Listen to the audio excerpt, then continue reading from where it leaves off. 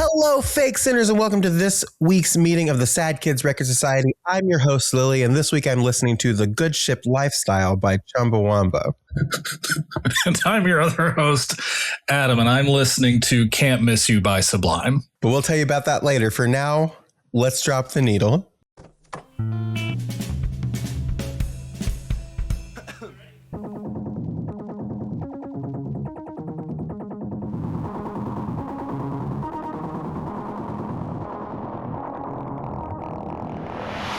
This is amazing. You are literally like my musical soulmate.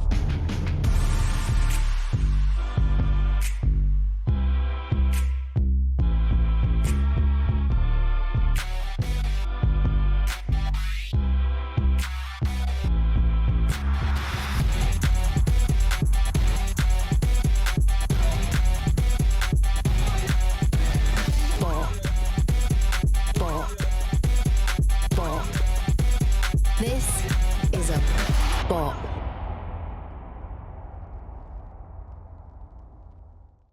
This feels weird. This feels weird. Being here at the end. Yeah. On the day we've scheduled. Yeah. Hasn't happened. Could never happen. No. No Primarily way. Could never. No way. No how. Could never happen. I'm not wearing like a special shirt for Pride, but it says Lance Bath as Sephiroth, both gay men. So Canonically, yes. Canonically, both gay men. So I mean, could be the move. Yeah, I don't know. We're in rare form. The official for the gamers out there.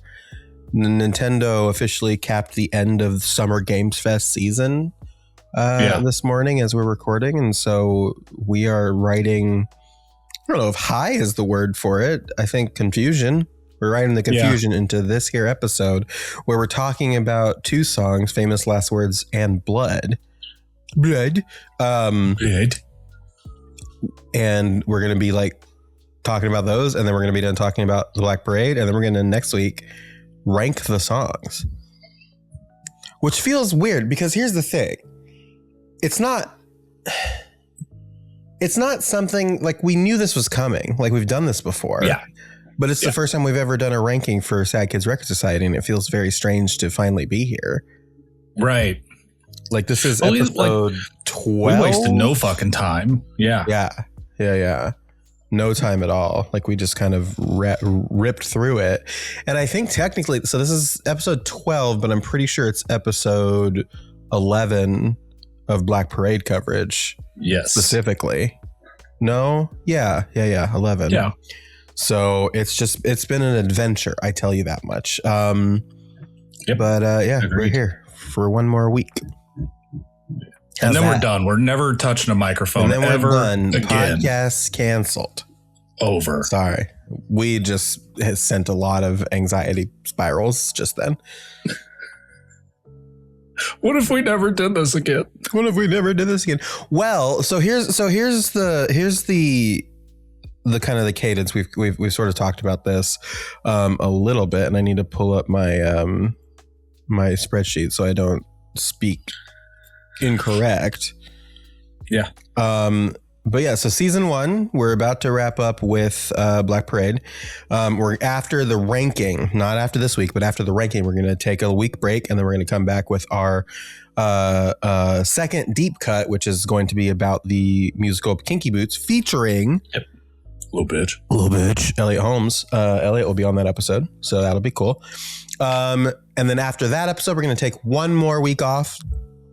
And then we're going to start season 2, which is Brand New Eyes by Paramore, which is very exciting. I'm really excited about that. I know that Adam, between the two of us, is the most excited about that. Absolutely. Absolutely. The fact that you really like Hayley Williams solo stuff, but you just like don't formally fuck with Paramore is so confusing to me.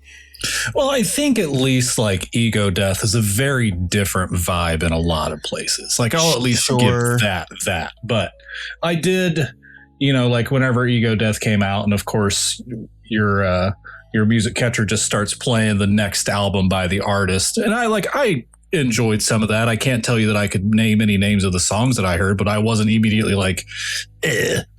Sure. There were probably like one or two where I was like, eh, but I mean, you know, then you look at it and it's like, oh, it's Paramore. That's why. So it kind of made sense, but sure. Well, that's season 2. And so that's the cadence basically is, and we've talked about this a lot, but it seems prudent to bring it up again. Season, including overview and ranking, skip a week, deep cut, skip a week, season, skip a week, deep cut, skip a week, season. So we've talked about how season, 1 was this, season 2 is Brand New Eyes by Paramore. The deep cut after season 2 is going to be Vices and Virtues by Art of Dying, which I'm very thrilled about. I've still never heard it, so I'm very thrilled about to see what that's all about. Season 3 we've discussed is Megalithic Symphony by AWOL Nation, which I'm very excited about. I think that is one of my top 10 albums of all time. I think it'll be fun. Yeah, we're gonna get into that was one of my first ever Pit experiences. We're gonna get back into the Pit discussion, a discussion that is now starting to bore me. So this will be the last mention of it in the mailbag section. But the old people music are old. I can't believe it. The music of Kingdom Hearts will be the deep cut after Megalithic Symphony, which is very apropos because we got to see a trailer for Kingdom Hearts 4 today as we're recording this, which is very strange. Highlight of the day. Highlight of the day. Hopefully by the time season 3 ends, we'll at the very least have the game and we can talk about the music from Kingdom Hearts 4. That would be great. I'm not holding my breath. We may have another Utada Hikaru banger though. So that could be something. And then I'm pleased to announce, this is something we have not talked about before. Ooh. I'm pleased to announce that season 4 of Sad Kids Record Society is going to be Folie à Deux by Fall Out Boy. And we're going to have a little bit of a discussion about how to handle that because we did cover $20 Nosebleed already in the old podcast. So we'll figure that out when we get to it. But we are going to be doing Folie à Deux, and the deep cut after that season is going to be Blessings Upon Blessings, Scott Pilgrim versus the World. So I'm very excited about the next several seasons of the podcast. We've got content stacked up. But that's not what I want. Nosebleed is just going to be like one of those, go listen to that episode. We'll like combine that, but like we'll tell you at that time to just go back and listen to the episode when we talk about it. We talked about it pretty in depth, so it's going to kind of be like crammed in between. I think the way that I've got it parsed out right now is that the episode, the final episode before the ranking of Folie à Deux is going to be WAMS, $20 Nosebleed, and West Coast Smoker. And so really it's just going to be WAMS and West Coast Smoker, but we're going to take a second to acknowledge $20 Nosebleed, pay it its respects, and then point you to the old episode, which I do hope is Lilli, but it might not be. I don't remember.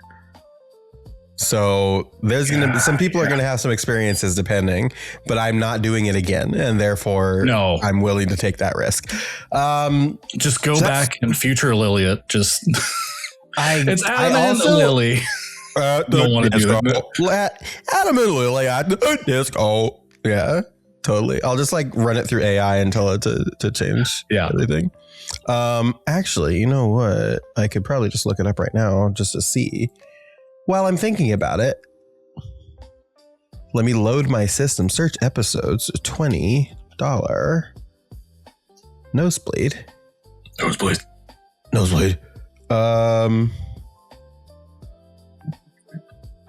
It certainly was not Adam and Lilli. It was the other one. So it's going to be, hell. Well, you know what? I do love a time capsule, don't you? We'll see how that goes. Anyway. Lots of programming stuff right up at the top. I don't want to talk about that right now. I want to read this headline. Ariana Grande and Ethan Slater quietly split several months ago after nearly 3 years of dating. This is from People magazine. Forever my op, Ethan Slater, and quite frankly, kind of my op, Ariana Grande. Yeah, I love to see miserable people miserable, quite frankly. This has the vibes of the little girl from Cabin in the Woods of The Evil Has Been Defeated kind of thing. A little bit, yeah. A source tells People that the Wicked co-stars have ended their relationship after nearly 3 years of dating. It's amicable.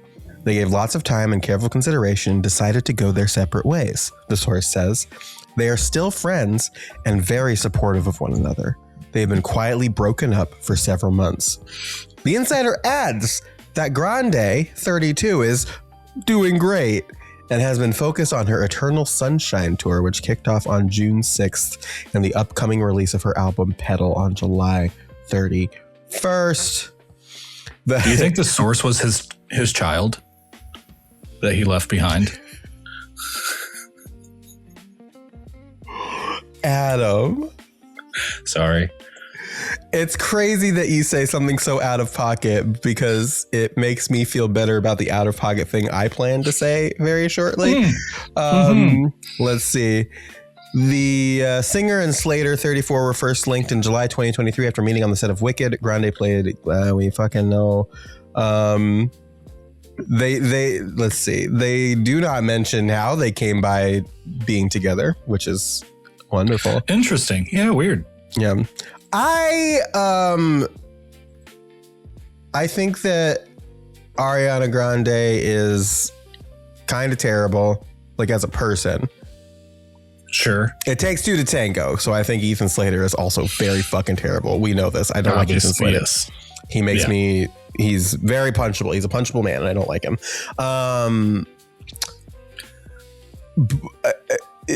I think she's a terrible person. I think she is unwell. I think that she needs help, personally. Right. This isn't just method acting anymore. This is just generally your lifestyle. No, you see some, and again, I'm not here to be a body shamer or anything like that, because I think that generally speaking, people should not be commenting on women's bodies. I think that is tacky. Generally speaking, if you've seen recent videos and photos of Ariana Grande, she is sick, like ill, and that is extremely worrying. And it started with Wicked and her like very weird relationship with Cynthia Erivo, and it was very strange. So I think that she is ill. I think that she needs help, and I think that she's on the prowl again. So watch your fucking wives out there, mid theater men. Please watch your wives. Yeah. You know, not that I really want to linger on a boys spinoff show, but the part where he comes into Gen V, spoilers for anybody who really gives a shit about Gen V, is when he came in and got the shit kicked out of him. Probably like fucking pretty damn hard. Pumped. And it was great. Yeah, really cool. Really cool of them to do that. Really cool of Kripke to do that and then cancel it. Yeah, the best thing that happened to that show in a while. Pretty neat. Fucker. Yeah. Yeah, man. We're here though. Yeah. I don't have a ton of updates. I think. No, I don't. I mean, fuck, we just recorded what, like Thursday? Basically Friday. Literally I can't remember. Just a few days. It is still Pride. It is interesting and fun that we are recording and wrapping up the My Chemical Romance season 1 during Pride. Yeah. Take that for what you will. I'm sure you noticed this. I keep touching this. Yeah. Tomorrow I'm cutting this and I am so fucking excited. Like off or just like a trim?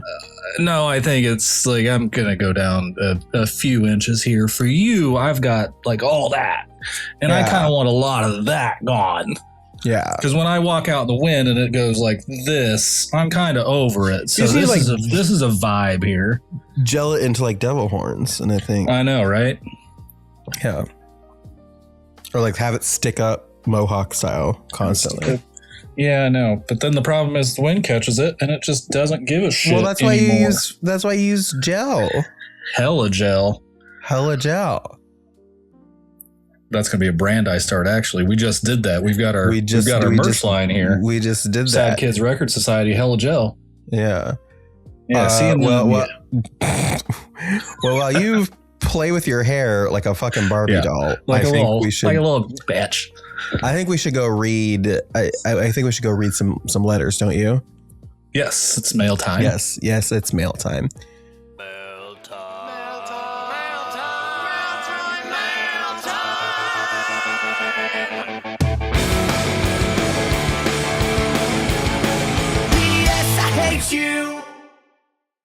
We do have a few things to read today, so we're going to start with an email from Danny, not Annie, it's Danny.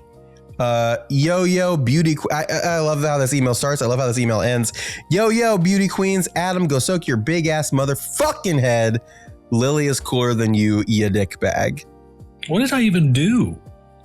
I don't know, but we're off to a really great start, I think. I'm sure I said something. I'm sure you did. You did. I mean, with Danny, it doesn't even take that. That's true. I could just be here. You could just exist. And I think that's really, yeah. Danny, they continue. Teenagers do scare the shit out of me.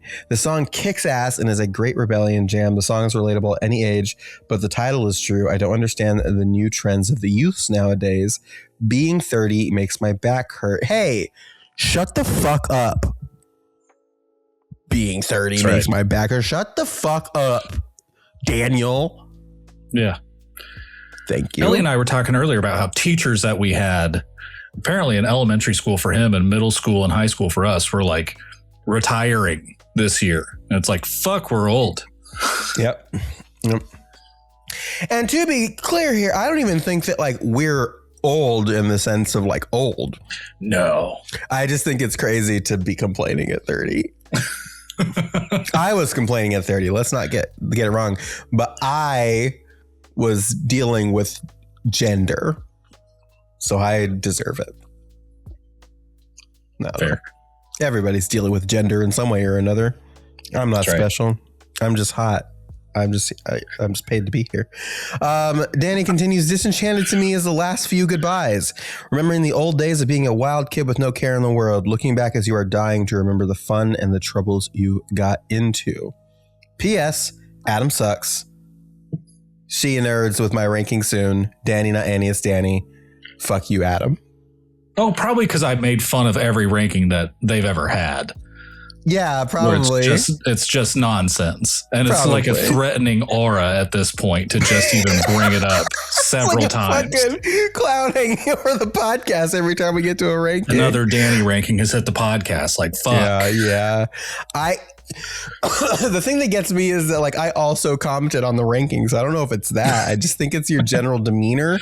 That's your fine. candor. Your candor, yeah. We'll call it. Thank you, Danny. I liked that one a lot. Fuck you, Danny. We have a comment here from Dennis Wakeman. Who we owe a hearty congratulations to. Dennis says, hey folks, happy Pride. I just wanted to say I'm still listening and here. I've just gotten married. I was actually thinking about this today. Yeah. I meant to say something on like one of the episodes, but I think I saw the post the day after we recorded and then my brain just forgot to bring it up. But Dennis got married, which is wonderful. He continues, I've just gotten married, so I had to focus on that, but I did not forget my promised dissertation. Hopefully it'll still happen. Which one do you think we'll get first? Dennis's dissertation or the me essay? We ain't never getting that fucking me essay. Let's be real here. Sorry, Lotus. We're not ever getting that shit. That's shit is not happening. Yeah, that's a college entry exam apparently. Yeah, hopefully it'll still happen. Also, Maya laughed at my wife Borat knock knock joke, so we're still married and it's all good.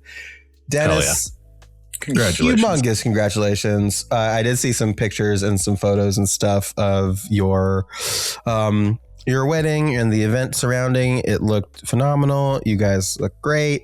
And this can't believe we weren't invited. I know, that's kind of crazy. You make a statement. Not at all.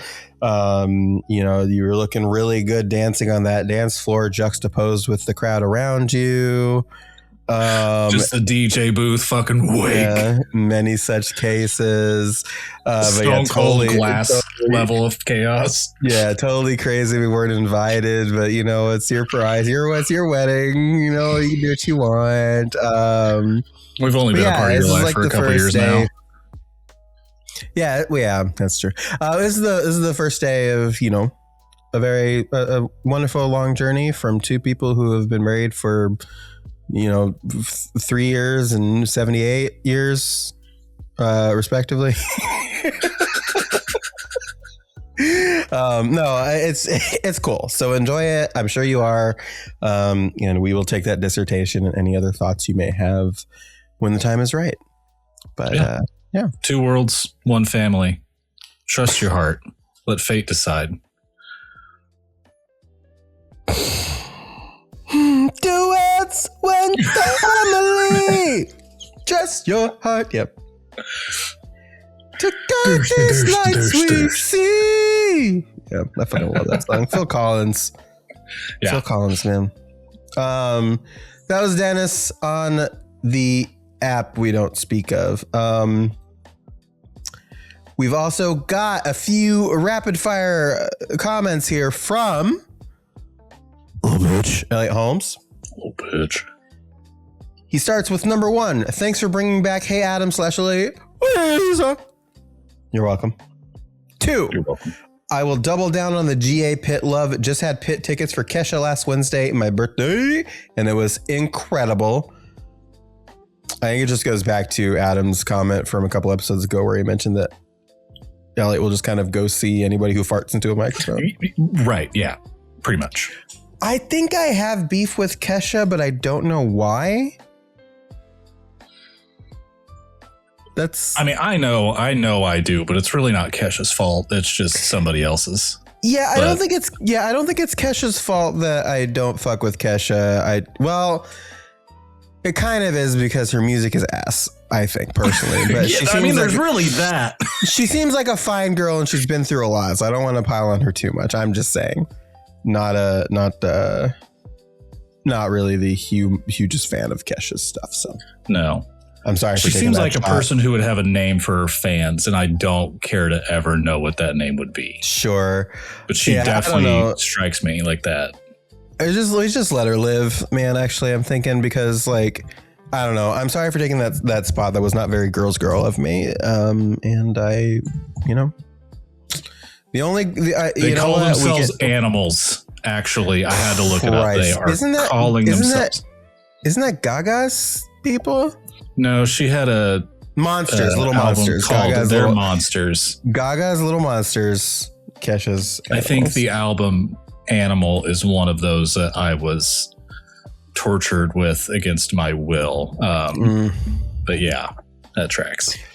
Yeah, I will never apologize for speaking out against Ariana Grande, but speaking out against Kesha was not very girl of me. So I apologize for that. I think my brain is ooh, baby. That's great. I think as you're listening to this episode, speaking of girl, I just had a realization that as you listener are listening to this episode, Olivia Rodrigo's album came out today. So I will be talking about that next week for sure. Elliot continues. Number 3, my opinion of teenagers has been boosted by playing it on one of the Rock Band's / Guitar Hero games a ton. Can't remember which one exactly, but I do agree. It's a very basic song.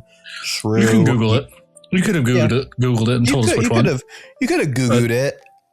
Yeah. You could have Googled Iris by the Google Dolls. Yeah. Google Dolls it.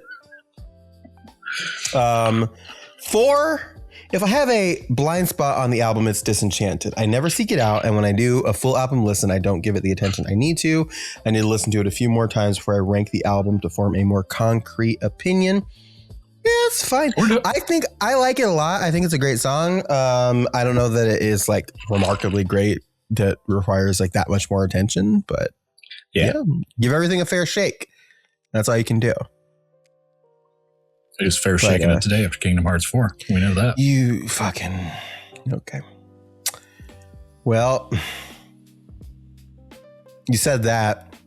@thediscopod@gmail.com if you want to tell Adam that he's a fucking moron like Danny. Please feel free.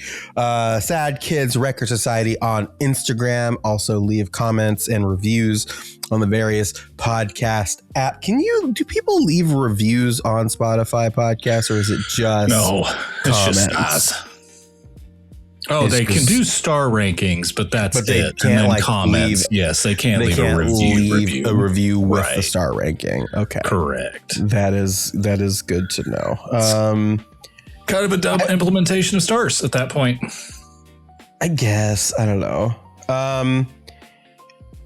I will say, reviewing the podcast is one of the best ways that you can help us get visible. And I don't preach about this a lot, but I will today. Reviewing the podcast is how we get visible. It's a free thing. Drop some stars. I know we have a lot of listeners that don't write in. That's totally fine. If you want to do something to help us out, just drop some stars, and then none the wiser. That would be great. Tell a friend. Listen to the show. Have a good time. Tell a friend to review us. Yeah, tell a friend. Stop telling your friends about us and not doing anything about it. Listen and then review the podcast. Well, ostensibly, if they start listening to the podcast, they'll hear us ask them to review the podcast. That's right. And tell a friend, and then they'll tell a friend for ourselves. And then your friend will review the podcast, and then they'll tell a friend, and then their friend will review the podcast. And then they'll tell a friend, and then their friend will review the podcast. And if I don't stop doing this, my headphones are going to fly off the back of my head. Adam, shall we get into the meat of the episode? We're going to meet it. Thank you for your attention. Nathan quoted as saying emo is a pile of shit. Oh shit, yes. Why is it? Well, emo as it is today, emo is basically a pair of jeans and a haircut.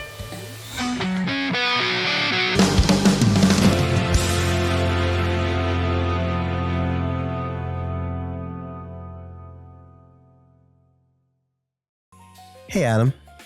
Hi. Famous Last Words is a song by the American rock band My Chemical Romance from their third studio album, The Black Parade. Originally titled The Saddest Music in the World, the track was written by the band following Mikey Way's premature departure from the album's writing session due to mental health issues. Excuse me. The lyrics, Bastard Man, there Mikey we go. Way, my bad. While the lyrics were initially about GARD's criticism of Mikey's decision, that's crazy. That's crazy. Actually, that's how much of a bastard man Mikey is.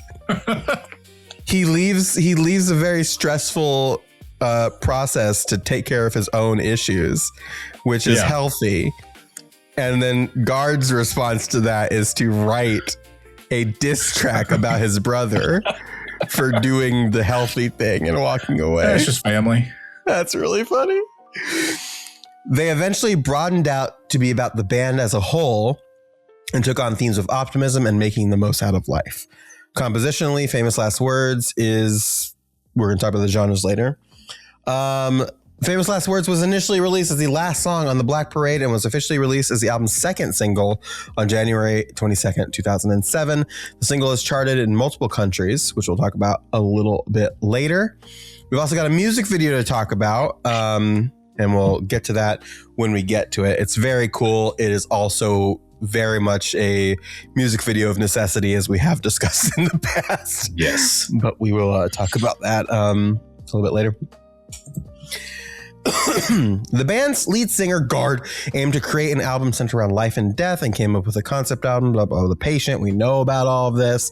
We know about Paramore Mansion. The band considered the mansion scary and felt uneasy within it. All of the band members believed the nature of the mansion bled into the sound of the music itself and left a significant impact on them all. In particular, Bastard Man Mikey Way, the band's bassist, and GARD's brother, developed depression and alcoholism from living within the mansion, exacerbated by his pre-existing anxiety. Ultimately, with the support of the band, he left the mansion and sessions temporarily to seek medical advice. Around this time, Ray Toro, the band's guitarist, began to construct a song called "The Saddest Music in the World." Subsequently, GARD joined Toro in writing the song. Inspired by his brother leaving the recording sessions, the lyrics saw Gerard GARD criticizing his brother's decision to leave the mansion. That's crazy. That's still crazy to me. As the writing process went on, the remaining band members at the Paramore Mansion joined in, and The Saddest Music in the World shifted from being about Bastard Man to one about the band in general. The song's chorus was constructed late in the process. Tor recalled that it was written in an hour when GARD was alone in the studio. The final song, renamed Famous Last Words, was produced by the band alongside Rob Cavallo. GARD says... and this is from an interview he did at some point. I don't know exactly. It's from the Tom Bryant, like their biographer. But GARD said, on the meaning of Famous Last Words, right away, I felt like I was singing about the thing I was most afraid of. It felt like what it meant to be in this band. It felt like it was about Mikey, and it felt like it was about our lives, thinking of yourself as despicable or hated. And for Mikey Way, that is, in fact, true. I mean, it's also just like wild to think about that while sleep exists. So I kind of get the little brotherly thing happening here where he's like, I have this whole song about my whole experience here. And you have fallen off the deep end and spiraled away from it. Like, now I get to talk a little bit of brotherly shit about it. Yeah. I'd argue that the healthy thing was to walk away for a little bit and deal with your mental health struggles, as opposed to writing a song that doesn't help and staying in a place that's making you fucking sick. Yeah. Oh, I'm just saying it's still just like the peak brotherly thing to do. Like give each other fucking shit. But probably still, yes, made the wise choice. Bring your brother your gun. And that's the euphemism for this from now on. Famous Last Words, an upbeat and anthemic hard rock, emo, and pop song with elements of stadium rock and post-hardcore. Instrumentally consists of dense arrangements of guitar, bass, drum, and orchestra. It contains a guitar solo played by Toro, inspired by those of Randy Rhoads. According to Toro, he wrote the solo after having listened to many of Rhoads' solos in the Nights. If you don't know who Randy Rhoads is, he's one of the founding members and the guitarist of Quiet Riot, and also helped Ozzy write, I think, his first 2 albums, I want to say. So very big deal guitarist. And according to Turo, he wrote the solos after having listened to many of Rhoads' solos in the night and playing the first thing he thought of after waking up. Additionally, during the song's bridge, much of the instrumentation drops out before it returns to his previous riotous self. Famous Last Words makes extensive use of stacked vocal tracks with Gigwise's Chloe Sparks, noting how its harmonies and counter melodies add power to the song. Christopher Weingarten of the New York Times compared the sound of Famous Last Words to that of other New Jersey bands like Lifetime and Midtown. I like Midtown. I don't know who Lifetime is. Maybe I do. I don't know, but I do like Midtown. Lyrically, Famous Last Words focuses on themes of optimism and making the most out of life. In an interview with MTV, Gerard GARD Way called the track one of the most important on the Black Parade, as it leaves you with a sense of redemption and hope not otherwise found on the album. Yep. Additionally, Dan Martin of NME observed how the track served as both the climax and the moral lesson of the narrative of the record, which features the protagonist, the patient dying of cancer. However, both Tom Shepard of Kerrang and Margaret Farrell of Stereogum noted that the song as one final twist does not reveal the patient fate, which is true. We can talk about that a little bit more. Play a game. Famous Last Words has received generally positive reviews from music critics and reviews at the Black Parade. Dan Martin of NME lauded the song for being pure Hollywood melodrama, and Sputnik Music's Davey Boy identified the track as a standout on the record. Andy Greenwald for Spin found the song to be an effective closer to the album. However, Derek Frick of Rolling Stones felt that the album had already lost luster by that point due to its excess. Upon release as a single, Famous Last Words similarly received mixed to positive. Oh, Jesus Christ. I look over and there are 2 of them leaving. She was trying to wave, but thankfully you were locked in. It didn't have to. It didn't belabor the point. It was perfect. I was reading real good. Yes. If there was ever a time for that to happen, that was the best one. Yeah. Upon its release as a single, felt that the album had already lost luster by that point due to excess. Hey, David, fuck yourself, dude. Upon its release as a single, famous last words similarly received mixed to positive reviews from critics. The staff of Enemy similarly wrote that the band was at their polarizing pug ugly best on the track. What the fuck? That's very funny. That's very funny. Pretty good. While Fraser McAlpine of the BBC gave the single a 5-star review, despite recognizing it as a safe pick for a single. The Skinny's Jamie Borthwick similarly critiqued the song for being safe, glamorous sounding rock in his 3-star review, despite praising its catchiness.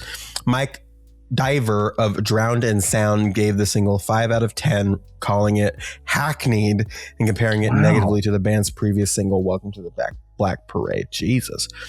The track has performed well in professional rankings of the songs on the Black Parade. Shepard placed it atop his ranking. Fuck all these other people. They're not professional at all. Yeah, not at all. Shepard placed it atop his ranking of the record, giving particular praise towards its authenticity and sound. American songwriters Lauren Boisvert ranked the track second, seeing it as the embodiment of the album's message of understanding towards the broken, scared, and lonesome children who looked to the band for comfort. Ariana Backley of Entertainment Weekly. I feel like I say her name differently every week. It's Backley. It's Backle. I don't know which one to say. Bagel. Yeah, bagel. I like bagel. I know you like bagels. Thank you. Ariana Bagel of Entertainment Weekly put the song at third, writing how the song epitomized the rousing anthems that find light in the darkness, which the band embraced on the Black Parade. Alternative Press's Mackenzie Templeton ranked the track 5th, lauding its chorus and guitar solo. Additionally, Famous Last Words has been featured in rankings of My Chemical Romance's discography as a whole. The staff of Billboard included it in their list of the band's 15 best songs, with Taylor Weatherby commenting on the song's optimistic message in light of Black Parade's themes of death. Both Sam Law of Kerrang and Tom Bryant, writing for Louder Sound, identified Famous Last Words as the band's best song, with the latter describing the track as haunting, angry, wistful, regretful, and imploring. Marianne Eloise, also of Louder Sound, ranked it 4th in her list of the band's 20 best songs, giving particular attention towards the track's positivity. Cassie Witt and Jake Richardson of Loudwire, in a review of the band's entire discography, similarly placed the song 4th, with the former calling it the band's Butterfly Effect song due to its role in reinvigorating the band following Bastard Man Mikey Way's departure. Farrell ranked the song as the band's 5th best song, while Spinks ranked it at number 8.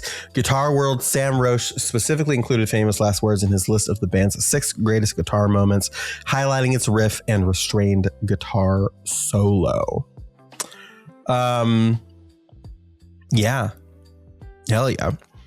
I'm gonna say I want to talk about the music video now as opposed to after, because there's not a ton to say about it, just as far as like themes and music videos, because it is, again, we kind of talked about this, so I'll read this bit here.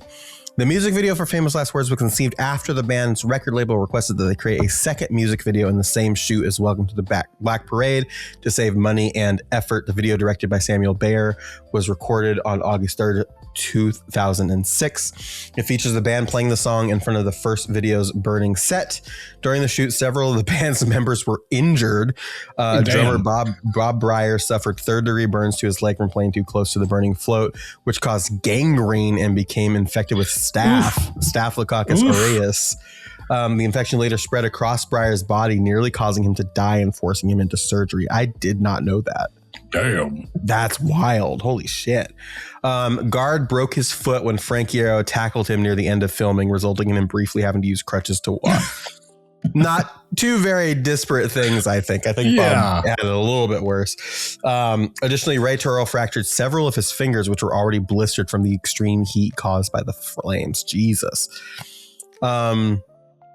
The video was released on January 11th, 2007. It has been generally well received by critics, with Hennife Willis Abdurraqib of MTV News, calling it perhaps the album's finest moment due to its emotional rawness and connection to the record's mission. Spin's Jeremy Gordon similarly noted how the music video connected to the Black Parade's theme of overcoming setbacks and moving forward, highlighting Way's injury as a blurring of the lines between real and performed pain. Yeah, Gerard's injury for sure. Yeah.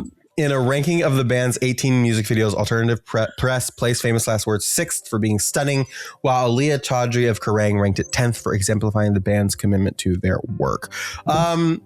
It's a really cool music video, but it is a lot of them. It's basically just action shots and mogging in front of a burning set. That's all it is. Much.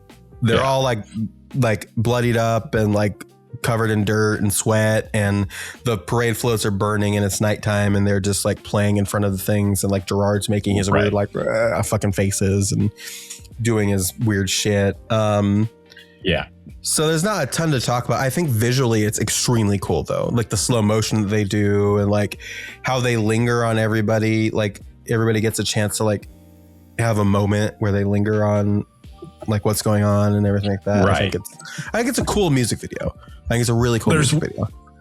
There's one funny moment in it where GARD like drops to his knees, and at the exact same time Mikey Way kicks fucking dirt at him.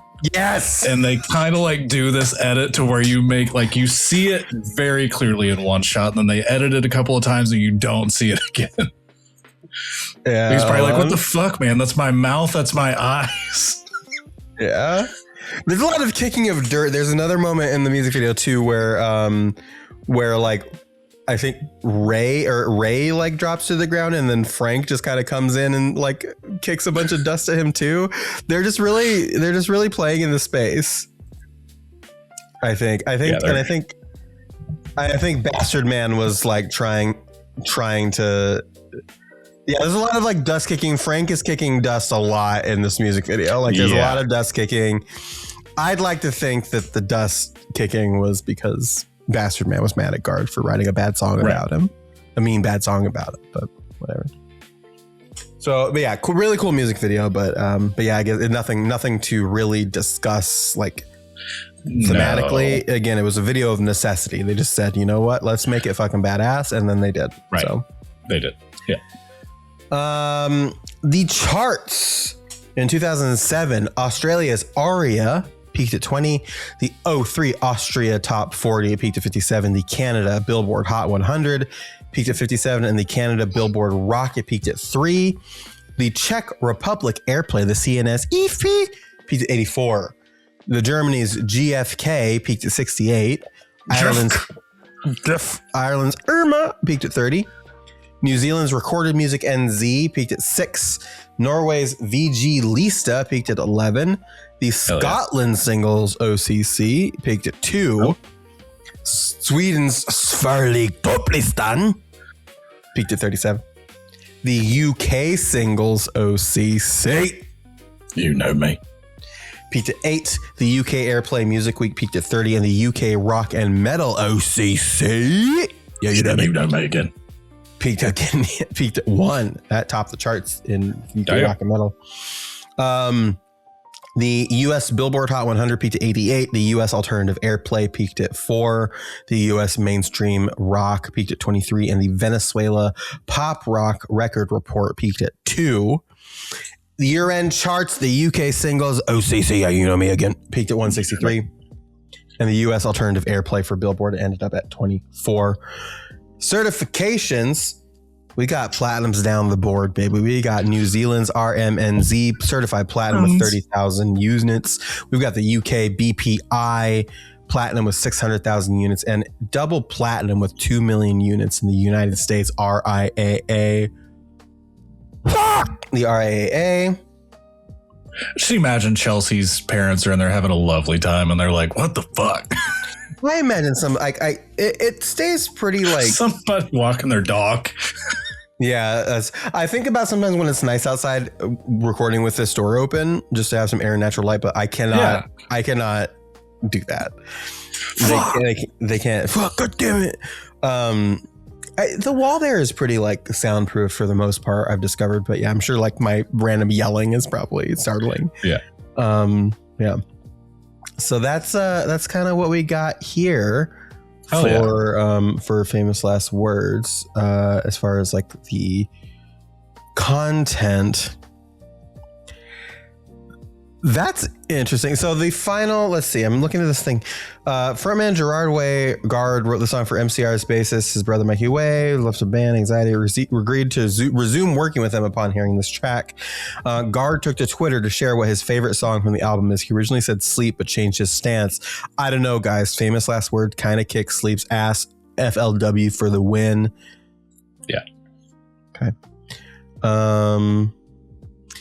Former MC, well, it's not former anymore. This was written a long time ago. They're together again. Shut up. MCR rhythm guitarist Frank Iero shared this photo on Instagram years after the music video was filmed, which is a completely fucked up burned guitar.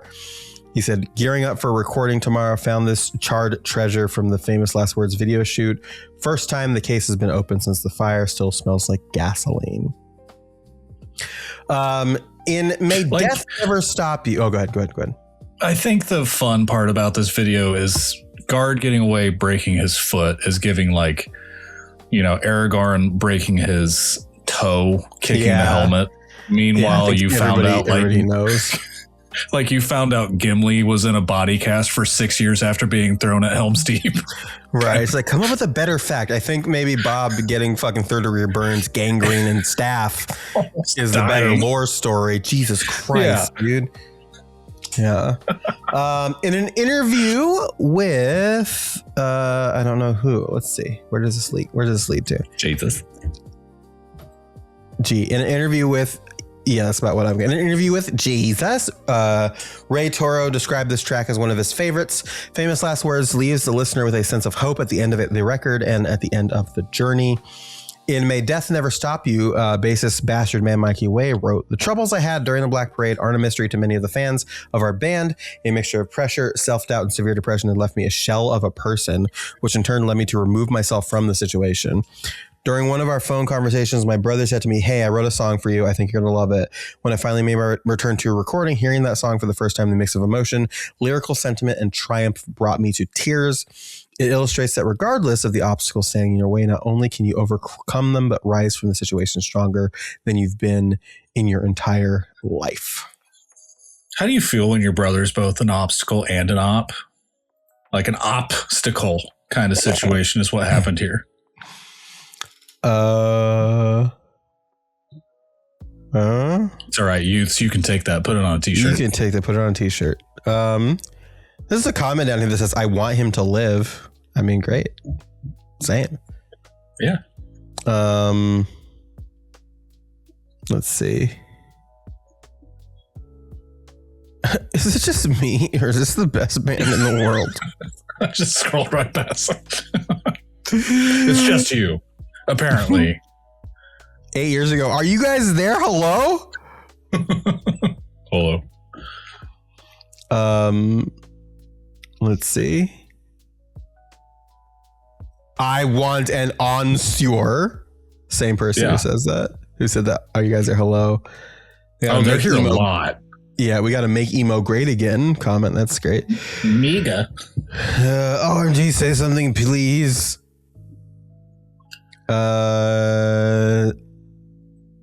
Yeah, just lots of here I am again. Time to bop our bussies 6 years ago. Fuck yes. Oh yeah. Oh wow, these are. I guess I wish I was brave the way Gerard Way is brave. That was 7 months ago.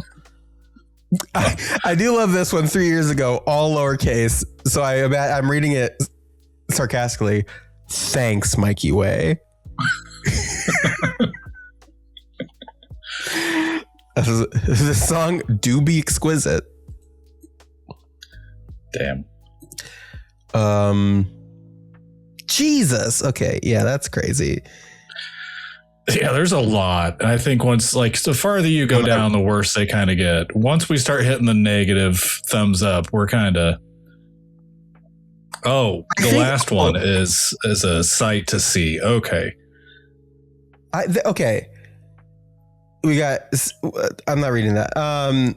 There's somebody here having a conversation with somebody who deleted their comments, and their first I'm just going to read this saga. If I did have a dick, I'm positive I would fuck you. I know that sounds weird, but it's true. a little bit later at this person. You can read it yourself, so I don't know. I'm protecting their name because the username's on there and it doesn't link to anything, and their comments aren't here anymore. At I am a killjoy. You know that was a dream, right? I love you so much, and I'm pretty sure I can't fuck you because I am a girl. But yeah, honestly, I would never break up with you unless you want to. I love you so much, and you are my everything. I'm so fucking obsessed with Gerard Way. He makes me want to laugh, cry, dance, and sleep all at the same time. I've had dreams of him, and him and I in bed together, and things happen. Yeah, I woke up screaming, "That's illegal!" I am a killjoy. I'm sorry, but I can't tell you anymore. The problem is fixed whether you like it or not. I'm sorry, but I still love you to death. What the fuck? Oh, there's more. I'm a killjoy. No, I'm not going to say it's not bad because it is bad. I don't know if I should tell you anymore. I have something to tell you, so talk to me on Docs tomorrow. Not the Docs conversation, the Google Docs. And kind of like The Last of Us, that is the last of that conversation. We've gone on this little note journey and have felt all the worse for it. That's probably for the best. Oh my God. I need you to scroll down to the very last comment, though. No, I saw that. I said I'm not going to read it because that's crazy. That's crazy. If you want to know, you do it yourself, listener, but I'm not reading that. I'm done.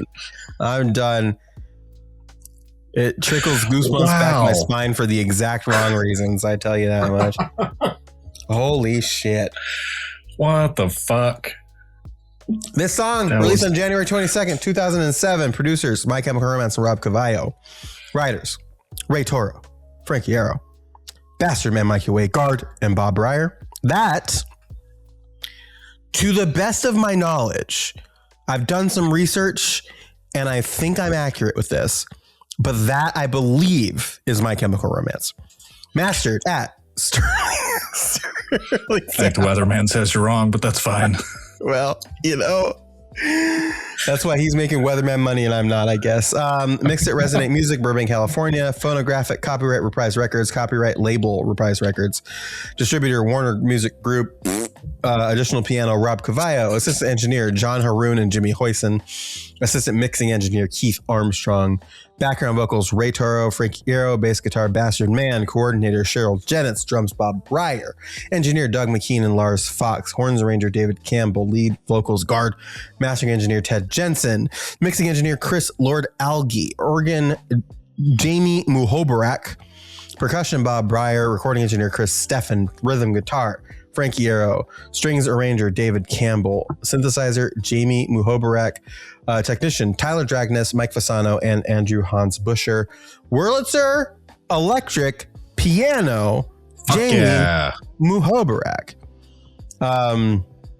Songs that sample famous last words were Set Fire to the Whale by Photon. Okay. Songs that interpolate famous last words, Don't Try This at Home by Soulmeister, and Famous Grass Homes by Quentin Lovejoy. You got to do it to him.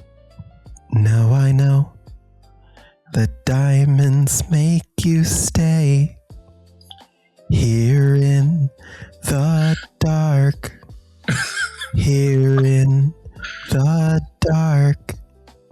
Here in the, and I know the bass is what you make to save your hearts, to save your hearts, to save. Hell yeah, dude. So many red eyes inside the shadows I can't defeat, the spiders or the skellies who watch me sleep, but I'll go craft some leggings and cook some meat. This time I'll be defending I ain't weak. I am not afraid to keep on digging.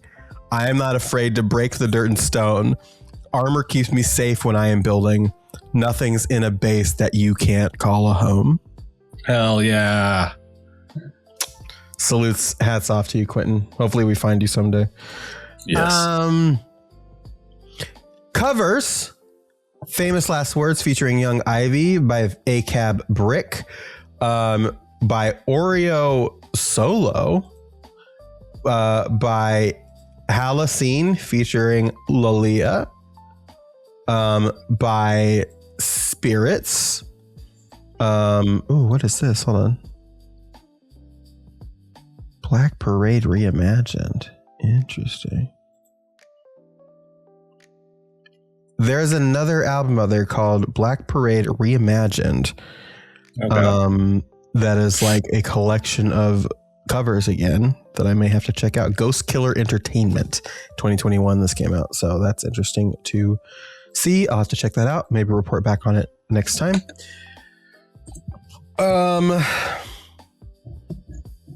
Under the Island also did a cover. We've also got Cole Rolland featuring Dylan Connolly, and Asking Alexandra did the Rock Sound cover, which fucking rules. We've also got a emo rap remix by TX2. Fuck yeah. And we've got translations in Portuguese, Spanish, and Russian. They're back too. We did it. I mean, I guess.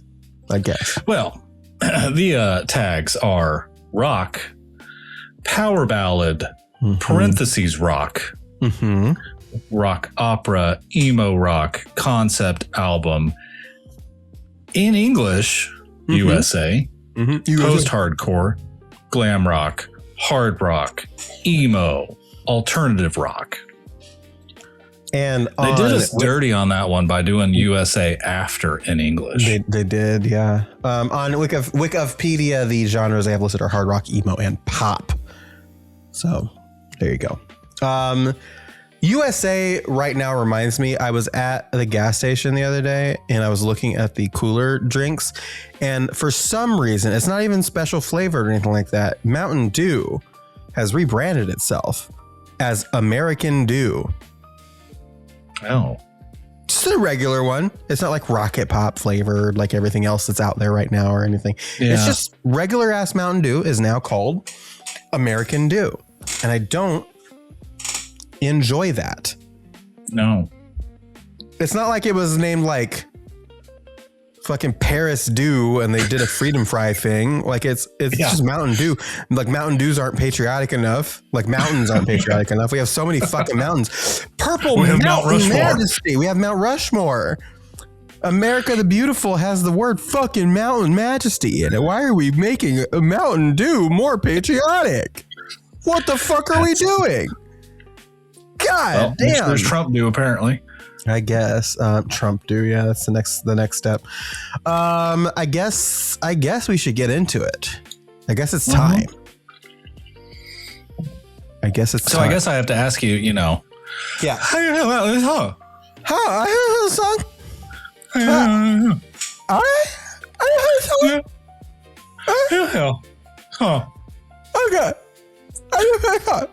Really? I don't know.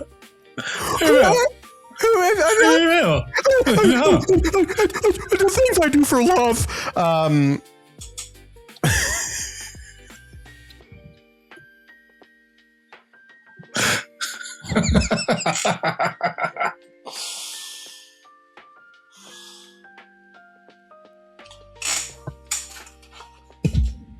How do I feel about this song? This song fucking rips.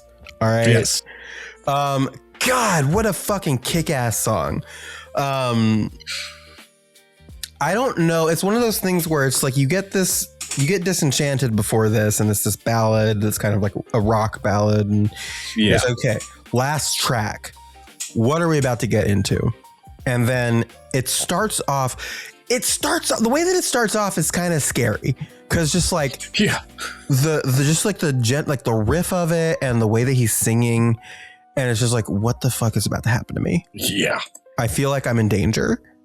Yeah. And I think like halfway into that intro, when it does that sudden kick up and then drops back down, is when it's just like, brace your fucking self for whatever the fuck this is going to be. You're talking about terrifying. I just saw the most terrifying screen grab I can get from this video. Jesus Christ. Is it GARD? Yeah, I don't like that. He looks like he's dastardly villain gonna do some mischief to you. Little demon. But yeah, so I think this song fucking rips. It's a awesome song. Just real like heavy, rocky. I love the themes. Amazing, rocky. The things like like, I don't know. I feel like it is a fitting. I think that Sleep, I talked about this during Sleep. I think that Sleep would have been a great final track. As a thematic bookend for this album, I think that this is a very fine final song. Again, agreed. Like, it's Agreed. just, yeah, it's incredibly good. Incredibly good. Adam. The hardest R's that have ever been R'd. Don't say that.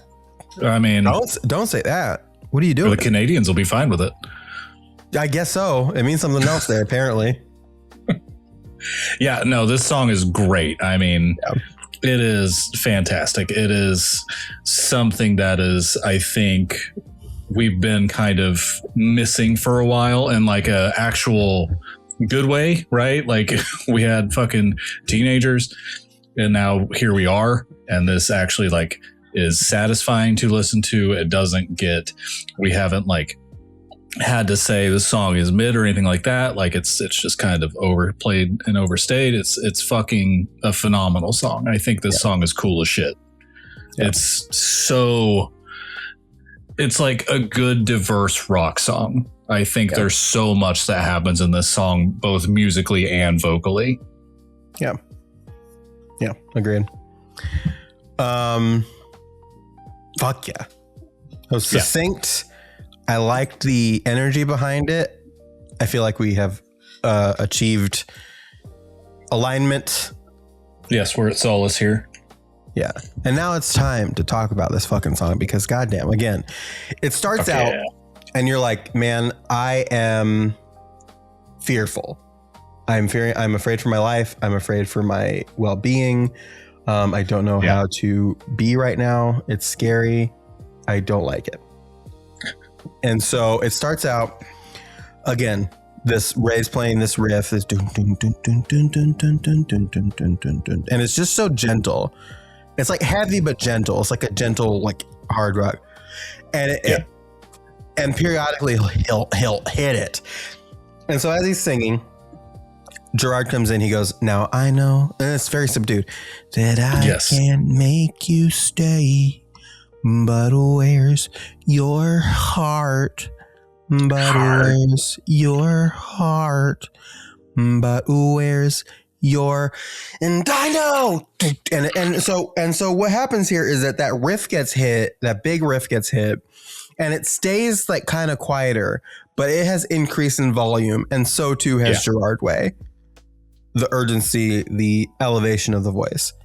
There's nothing I can say to change that part, to change that part, to change. And then, just like, and then fucking, like this solo comes in and the drums are kind of coming in. And it's just like, whoa, dude. Let's melt your fucking face. It's time to fucking melt the faces. And again, if you think about this too, like I'm trying to think about this from two different perspectives now at this point, because a new one, if you will. Yeah, a new perspective. I'm thinking about it from a couple different perspectives, because if we look at it from the angle of it's about the patient, we also look at it from an angle of it's about the band, and it started out as a song about Mikey.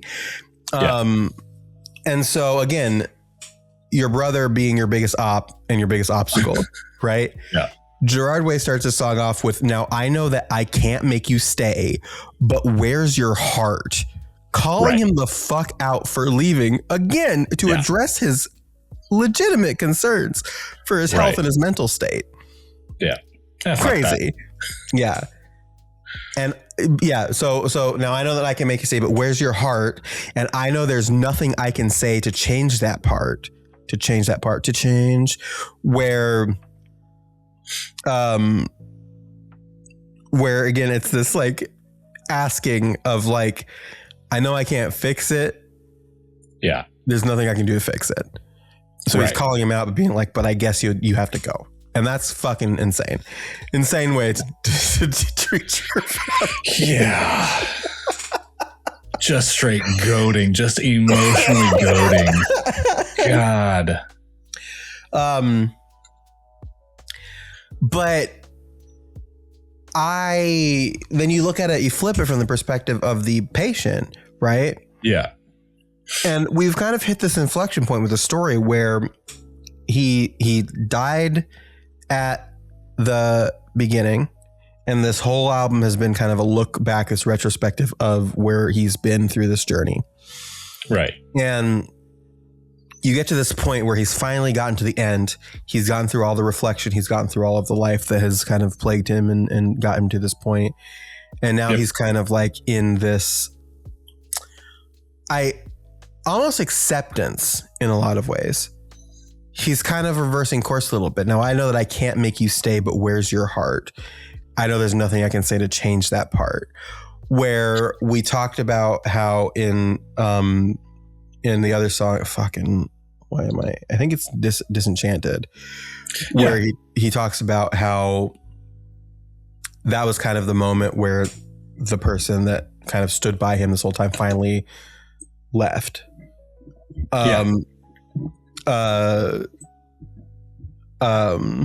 Was it Disenchanted or did it Sleep? I don't know. It doesn't matter. It's one of the older songs. Well, it's like, it's still Disenchanted because it's like this whole fucking thing about him just pressing against that person and their inability to say anything. And then here's kind of like, that was kind of the point. I'll let you continue, but I think that was kind of the point where it's like in Disenchanted, like he's been trying this entire time to like get this person and push them away, and they've been sticking with him and he finally said the right thing to push them away, and now he's like, fuck, I fucked it. I can't make you stay, and begging for that compassion that they maybe had the entire time that they finally have just let go of. Right. And then kind of realizing, and you know what, I did this, there's nothing I can say to change your mind here. And that's kind of what it is. I think the weird part about all that is like but where's your heart? Because it's like at this point you would hope that he understands completely that he did do this, but you kind of still get the feeling that he doesn't necessarily. And then as we go a little further, like you start to get a little deeper into his mindset here. But like here it's just like definitely this, I know there's nothing I can say, but why don't you still feel bad kind of thing? And then kind of wraps around to like, and I know there's nothing I can say to change this. Like I've already said so much. Mm-hmm. And now I still have to like question, like, why do you are you mad at me?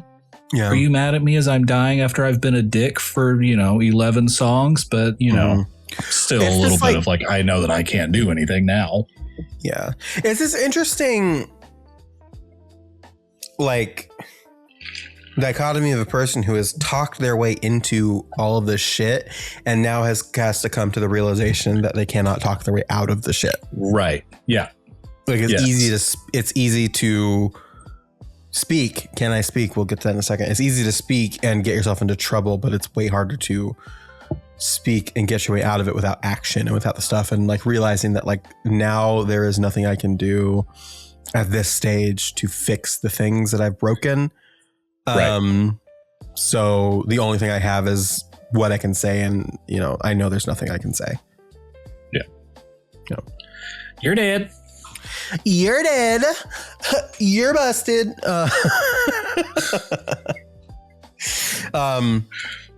We get into verse 1. So you got this fucking ripping solo. The drums are going in. The drums are going crazy. And then it settles into this rhythm, and GARD continues to sing. And so verse 1 goes, so many bright lights to cast a shadow, but can I speak? Well, is it hard understanding? I'm incomplete. A life that's so demanding, I get so weak. A love that's so demanding, I can't speak. And I think all of that is very, very immediately, I don't think we really even have to say why, but it's immediately applicable to the band, who has always had this very, I would say, parasocial connection to their fans in a lot of ways. Where it's this like situation they're in where like they're so famous and they're so loved and they're so respected, except for Bastion Man Mikey Way apparently, and they've got all these bright lights on them, but it's just so overwhelming and demanding to be in the spotlight and also be the people that the fans have sort of fallen in love with in that way. That it is hard for them to exist, essentially. Like it's hard for them to just be there, you know? I mean, it's hard to let a member of the band go away because, hey, we have this obligation as a band to be able to finish this album kind of thing. Yeah. I mean, rather than let your brother roast you. Well, I wrote, and I think this is kind of like the key here is like roasting him, sure, but like I sense this, like, is it hard understanding I'm incomplete? Where it does speak to this idea that like, yeah, I'm roasting you, but I'm doing it because I miss you. And because like, I don't feel like I can finish this and keep on going with this thing that we're doing without you. Right. And it does feel like this admission from Gerard to Mikey that like, I'm talking to you, we're in the spotlight together, but I'm incomplete without you. And everything is so hard. And, I love you so much and I can't. Like, I just can't without you. And it's like this like kind of like he plays with this like idea where it's just like, I'm going to nag you, but I need you. And it's just kind of like pretty much this almost like weird way of getting to an acceptance point with the fact that he doesn't have his brother anymore to do the band with him. Right. When it comes to the patient though, we get this kind of vibe where the patient, to me, it feels like he's lived this fucking crazy life, a life that's so demanding, and it makes him weak, and the cancer has like spread through his body and like all this other stuff. And almost maybe, and this to me, I could be misreading this, but like a love that's so demanding I can't speak flies counter to the patient. I almost wonder if this is coming from the perspective of the partner. That's kind of where I've wondered as well, as it's like gone on into this verse. I mean, the only other way that you could see this from the patient is a love that's so demanding I can't speak, is like I can't actually speak I can't speak to the love that I've had because, again, like life's so demanding I get so weak. So like kind of all I have is this just negative poor energy that I can't speak on this love that I actually want because I've ruined everything else. But I mean, like I've literally had the thought of, is it the partner? Is it the person that's been sitting there this entire time basically being berated and can't get a word in? Mm-hmm. Yeah, because and again too, it's like this whole thing where it's just like, this is somebody that really, really tried and really, really loved this person. I'm incomplete.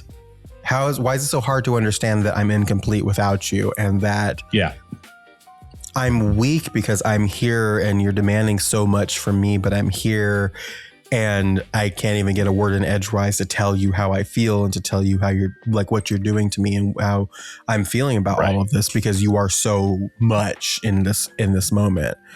So I think I see it from both sides. It's an interesting kind of verse. Yeah. Yeah. So we get into the chorus kind of like fucking shuffles it up a little bit. The chorus, the chorus is interesting to me. I think it is this idea that I also think this does come from the perspective of the partner too. If we're looking from the storyline perspective, where it's just like, you're going, but I'm not afraid to keep on going. I'm not afraid to be alone in this. I'll be fine. And then the "honey, if you stay, you'll be forgiven" line kind of feels like the patient kind of calling us like, I'll forgive you for everything that you've done if you just stay with me. It's like trying to flip it on the partner. And then she's just like, this is the end of Disenchanted. I'm done. Nothing you can say can stop me going. I'm going to keep on living for myself now because you've chosen to stop living for you. Yep. And so what can I possibly do? Nothing you can say can stop me going home. Yeah. Well, I think like the weird thing from that Wikipedia page to kind of draw attention that maybe the patient's not dead and there's some twist ending kind of feels strange. Yeah, it's really weird. Like seeing as how it's dead. Like, yeah, I think it's pretty. I think like I don't know what the twist is. I guess like fate of the patient being like where they go or something. Like, I don't know. I guess like, that could be it, but I don't know that I've ever thought about that as a theme. I think the theme is like somebody who has been kind of been through so much and has shunned the world because of it, dying in a really like drawn out, unfortunate way, and having to now in one fell swoop reconcile with the entire life that they've curated for themselves. I don't know that like where they go when they die is necessarily even a passing thought for this album.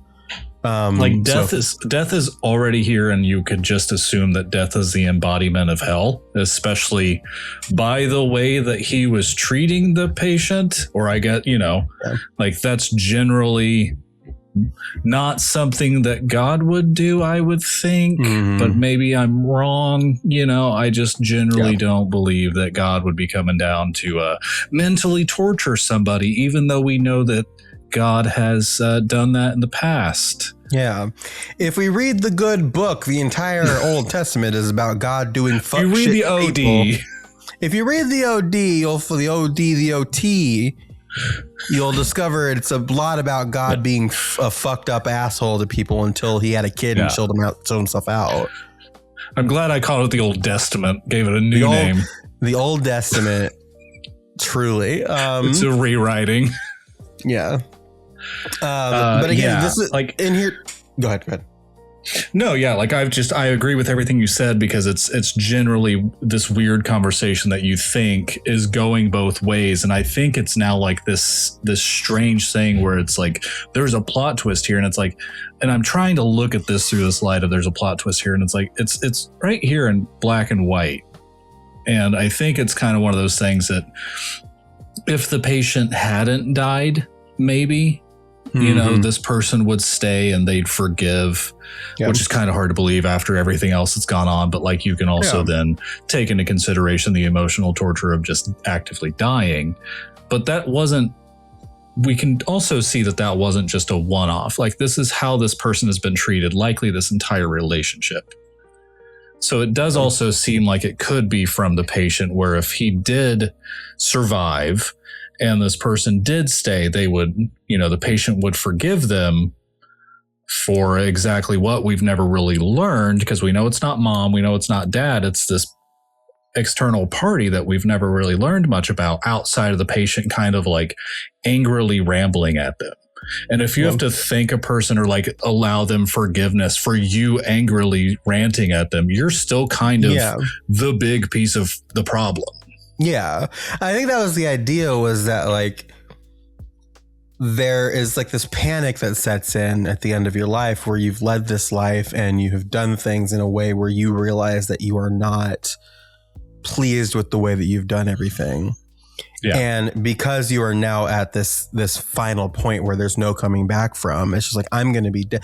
Like, you panic and you grasp onto everything and you try your hardest, but like, it's so hard to undo those like tethers of like how you behaved, that it's just like you try anything to try and get forgiveness. You try anything to like get what you can get back.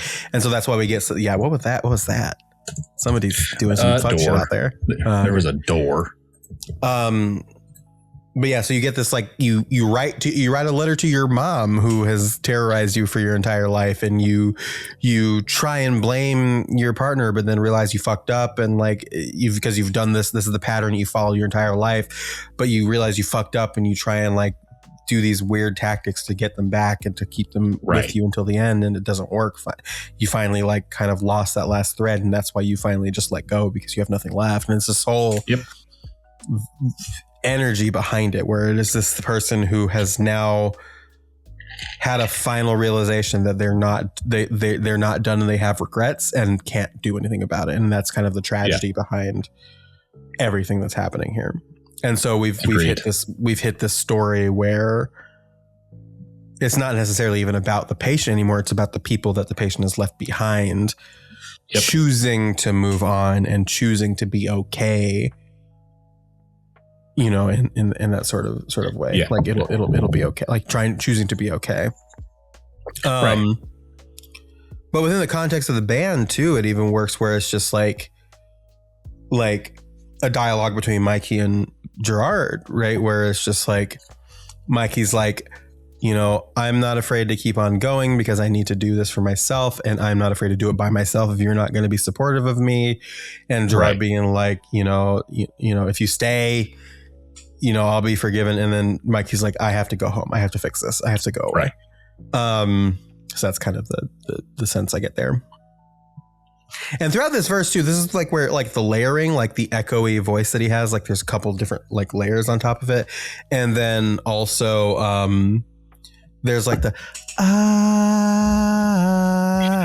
in the background, like very faint, but you can hear them in the background. It's like, yeah, there's a lot of like stuff happening in the background of this chorus that is just like, if you listen and you like try and pick out all the little details, there's so much going on, but it's so like cohesive that they all blend into this one thing that you don't really think about it too hard. But yeah, it's very impressive.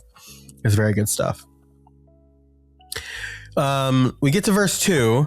So the chorus ends, nothing you can say can stop me going home.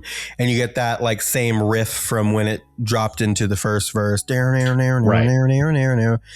And it goes into, and he starts off as GARDy as he possibly can.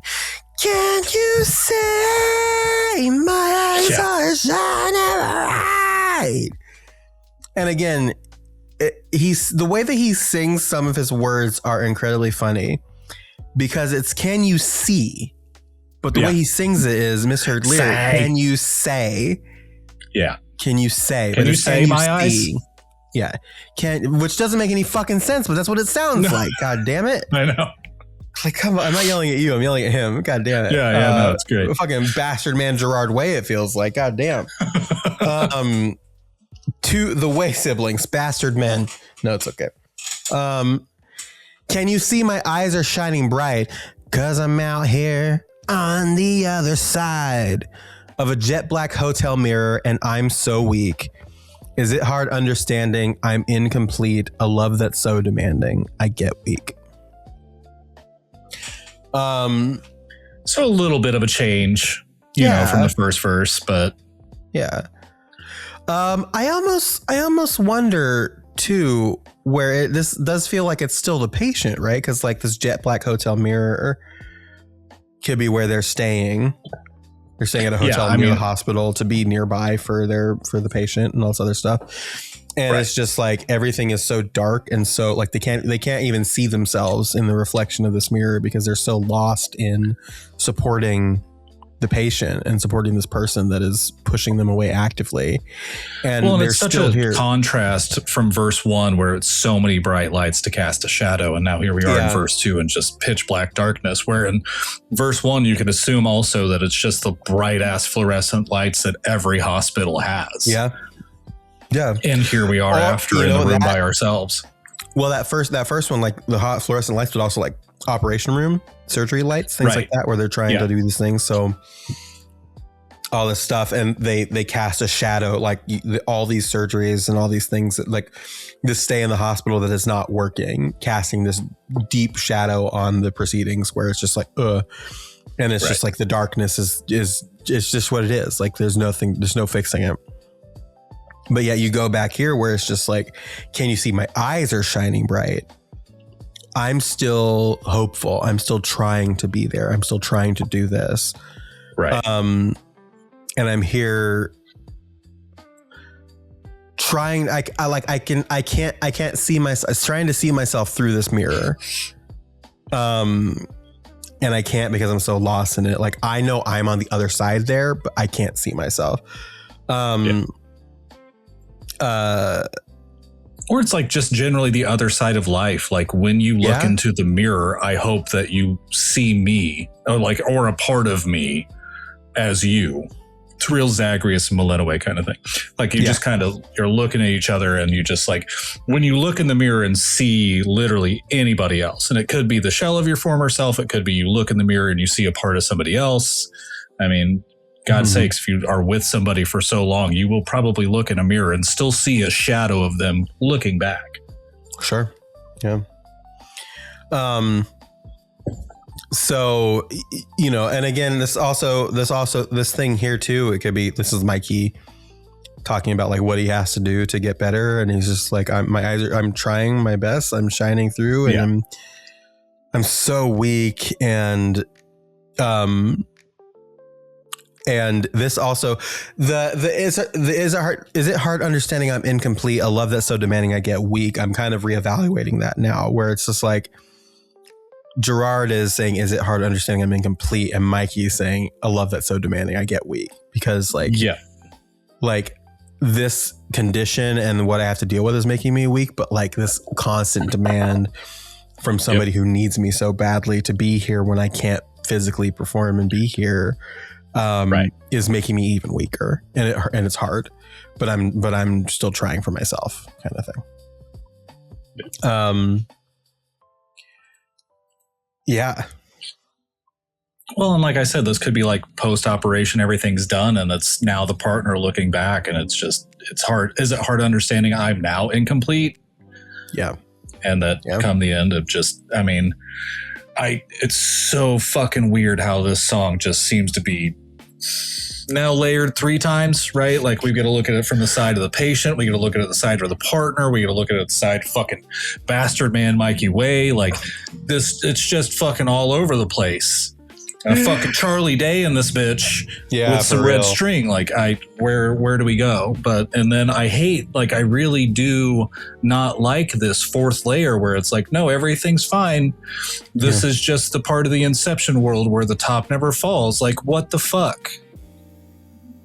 Yeah. There's a lot going on.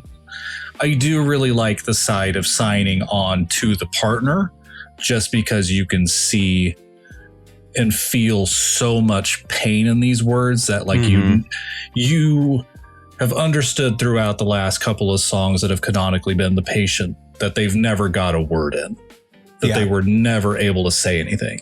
And here it is on the other side of just feeling still that sense of loss, and still you are so beaten down, and you've lost your partner who might have been an asshole, but you've still lost the other half of you in one way or another. Like it's hard 100%. To not feel something by that. But like it just makes it more heartbreaking if you go and sign on to that side, because I think the word optimism was also on that page, like on the Wikipedia page, and it's like I get that from the chorus. I get a lot of that from the chorus, maybe like I'm not afraid to keep on living, but oh my gosh, the foil around the chorus is so still just sad. Like it doesn't feel good. Yeah. Well, especially too when we get to the fucking bridge. The bridge is like, we'll talk about the bridge, but the bridge is intense. You get after the verse 2, you get into the chorus again, and the chorus they sing it a couple of times. And at the end, nothing you can stay can stop me going home. And one more time, can we please stop and give a round of applause to Ray motherfucking Toro? Please. These are good. Because what another banger of a fucking guitar solo. Yeah. Like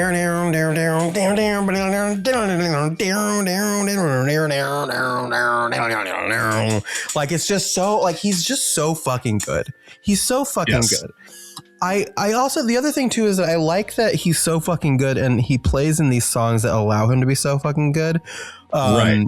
I'll have some things to say a couple seasons from now about beautiful man Joe Troman of Fall Out Boy, who is equally very good, and Andy Hurley, if we're being honest, who's equally very good. Because again, I'm playing contrast here because the other thing that we mentioned at the top, but like something that we don't consistently mention through these songs is Bob's drumming. Again, still whatever issues he had, he went through some stuff, he passed away, you know, whatever you think about him, like what a gifted drummer, right? Like like such a phenomenal drummer. And I think this album really does allow them to be those talented artists and be those talented musicians that they are. And I think about this a lot because I know we're going to be coming up on covering Fall Out Boy pretty soon. Fall Out Boy does not give Andy and Joe enough to do. because they are phenomenal in a very similar way, the way I think Bob and Ray are phenomenal. But like, they're just doing some they're doing such basic shit. And if you didn't already know it, you wouldn't know they were so good at what they do. Right. Which again, I think Fall Out Boy's iconic. I love most of Fall Out Boy's shit, but like it is striking the difference between these two bands and how they allow their musicians to shine. Well, and sometimes like the sadness about a drum player is you are such a steady heartbeat of the song that it's easy to overlook you until you have that moment to shine. Meanwhile, like you're still fucking drumming your heart out and doing every goddamn thing right. But I'm so used to hearing that sound where it's like, yeah, it's kind of until you have a moment to shine where it's like, yeah. Yeah. The reason why I was thinking about this more actively too is I was listening to this song and then I paused it for a second to go look at something else. I had to open up YouTube for something and I saw a suggested video. And it was I don't remember if it was Drumeo, but it was one of those like drumming channels where they have like the drummers on to like do the songs and stuff. Sure. And it was just a video. It was Andy playing Head First Slide into Cooperstown. And great song, but it's like and it's such a big, and like you could tell like he was doing fills that are not in the song because it's just like otherwise what the fuck is this drum solo, right? Like the drumming, what's the point of this if you're not doing the fills? So it's just like I just wish the contrast. So all this to be said, great fucking shit from Ray, great fucking shit from Bob, from all of them really, except for Bastard Man Mikey Way because he wasn't part of this. Right.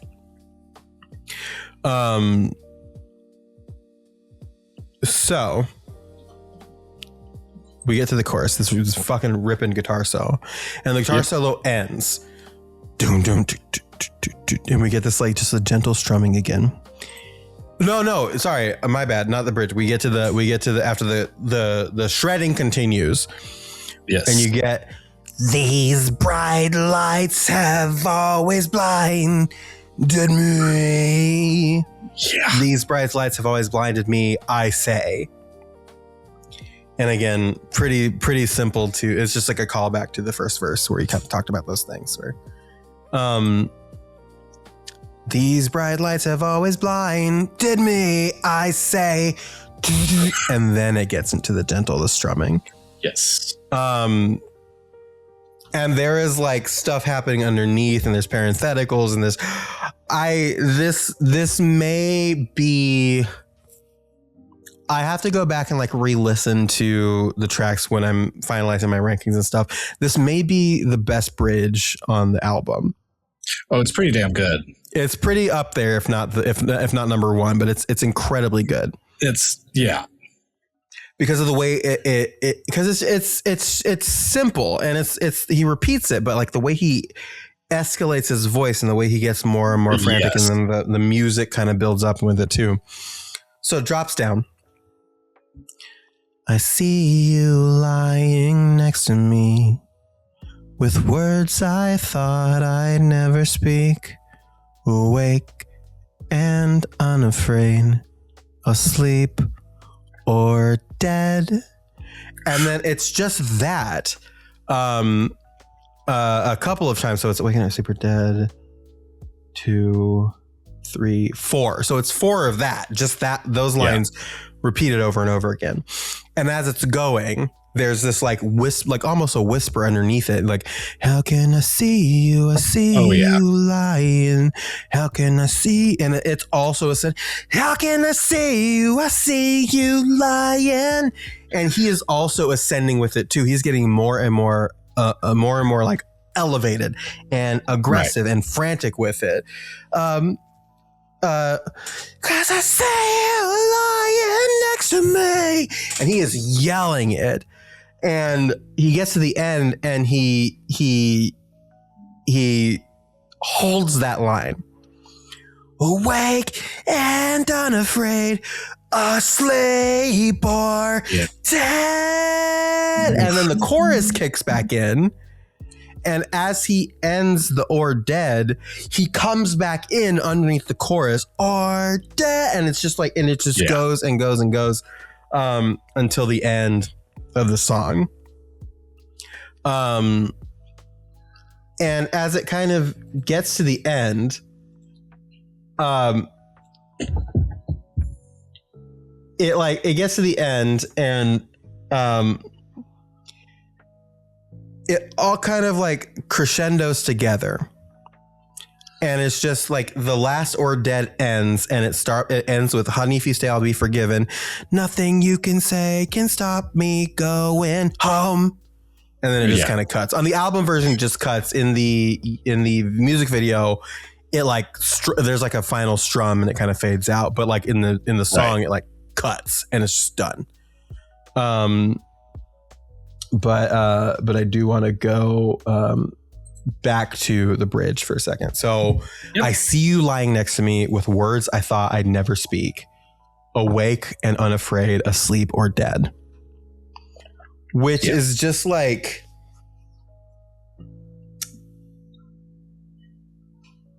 I don't know what to do with that, quite frankly. I mean, it's just simply that moment where you've let the pot simmer and fucking boil over, and every single emotion that you're going through, you cannot contain it anymore. And you finally have that delirious courage to just say anything to anybody. Mm-hmm.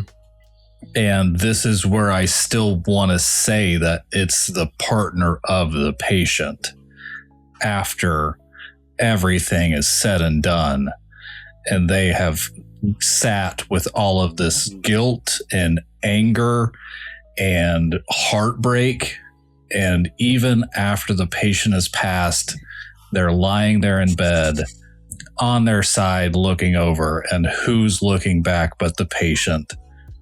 And since they're not there, they can finally speak their fucking mind. Mm-hmm. They finally have everything that can come out. Mm-hmm. It also kind of strikes me as this sort of like realization, this like connection to where like you get to the end of Disenchanted, and we've kind of discussed how like canonically this is like the end of the road, right? This is they have left the room and it's finally their time to go, and that's just kind of how it's going to be. And asleep or dead kind of strikes me as like the partner coming back and seeing them in their bed and their eyes are closed, and you don't really know which is which immediately. And where's the earphone? Room. Where? Hamper. In a bag. It's where I charged it. It was close enough. Nice. But it does strike me as this, like, you see it and you don't know what it is at first, and then you figure it out, and then like, or as you're trying to figure it out, you also go back to this reflection of everything. And that's when you feel like you can get your words out and where you can say all these things. Yeah, I think I like that. I think that's good.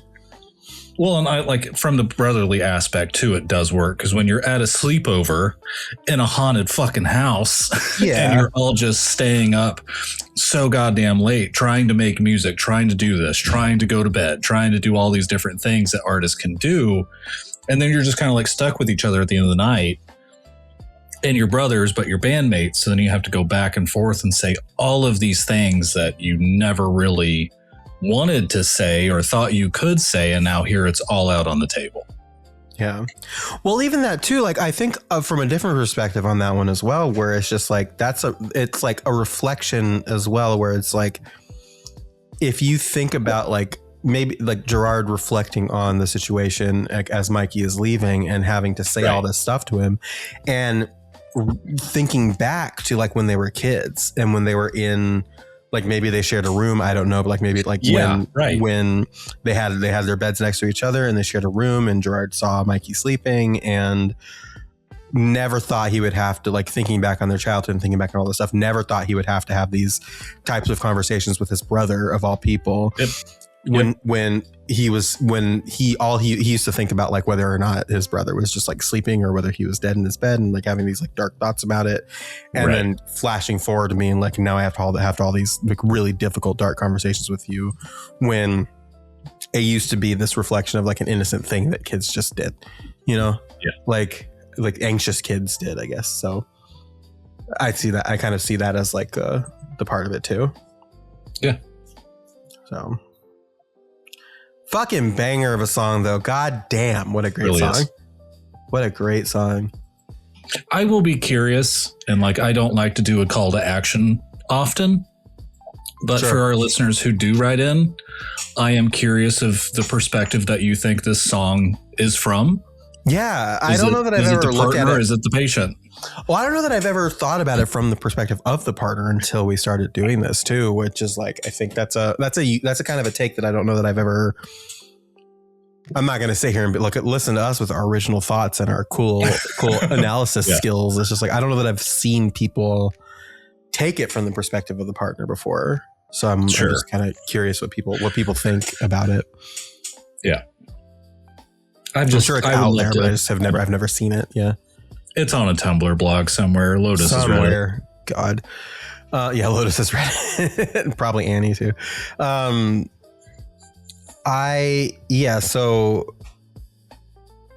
song. Do you have any final thoughts about it before we move into a little shorty segment here? A little shorty. No, I think it's a great song. Like you said, I've really enjoyed the back and forth that we've actually been able to have over this, because it's just like you said, it was layered, and then we had another layer, and then somehow another layer. Like, I still don't see the plot twist ending here. Like, I don't have the fucking, do you want to play a game? And then the na-na-na kind of coming in on the back end of this. It's going to then explain everything to me. So I can write that one out. But yeah, this is a great song. And I'm glad that now it's very multifaceted. Yeah.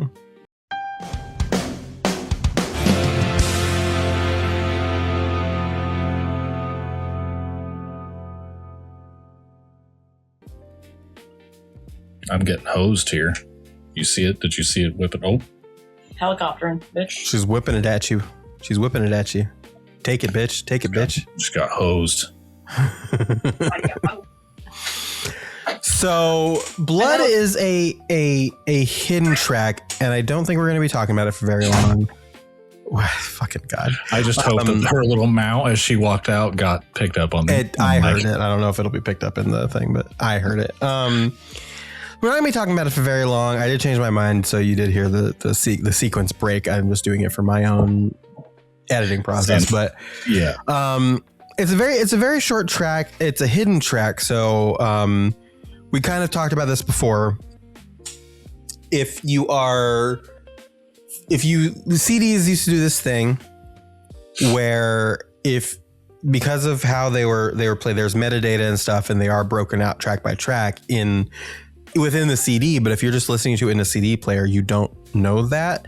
And so what happened was Famous Last Words ended, and after an uncomfortably long silence, this really chipper fucking piano starts playing. It's just like old timey, like vaudevillian piano that's kind of coming in, and they start singing this song called Blood, and the filter on it is this like kind of like radio pass filter, and Gerard, he's singing like a guy like this, and it's very like vaudeville, very very chipper, very welcome to the Zeppelin races live at Mount Fuji, Dateline.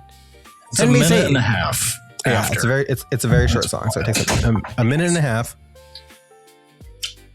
Too many kisses. Too many kisses. Cats today. don't know what to do. You what? I took down their playground. Oh, whoops! The outside cats.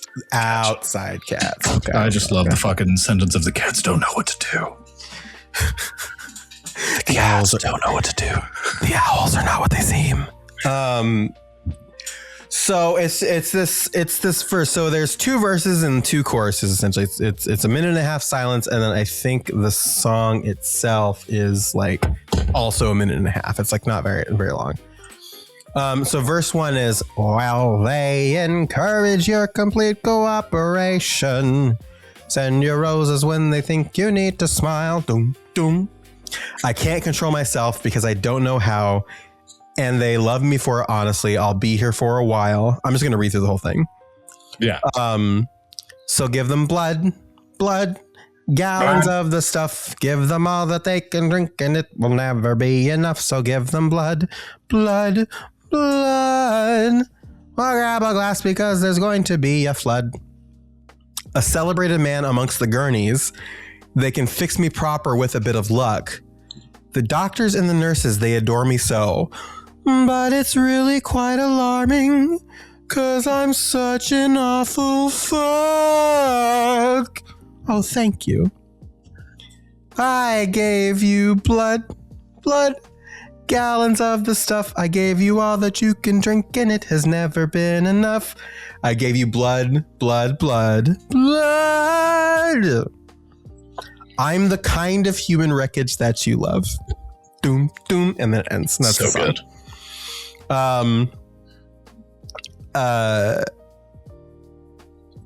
And this also does, I think, just like from a very casual perspective, it is like the patient being very flippant and glib about his stay in the hospital because he has to be there for so long. He's a star patient and all this other stuff. And he's just so annoyed and so tired of like all the blood draws and the testing and all this other stuff. This is like him at his, like trying to make light of the shit that he has to go through while he's in there with his usual charm. Yeah. I think like with the layer of the teenagers video on top of it, it does do a good job of playing to both. Like if this were just elongated to be teenagers, I would have maybe gotten the message a little bit more. Like this is just, they want your cooperation, give your blood, so on and so forth. Like not necessarily give your blood like in a way of giving your blood, but like go bleed and do all the things for all the things that we've encouraged you to do. But then definitely verse 2 does really go into the patient vibe. But yeah, it is just a glib little fucking joke. He's just being a facetious little fuck at this point, which, you know, hey, you probably earned it. Yeah.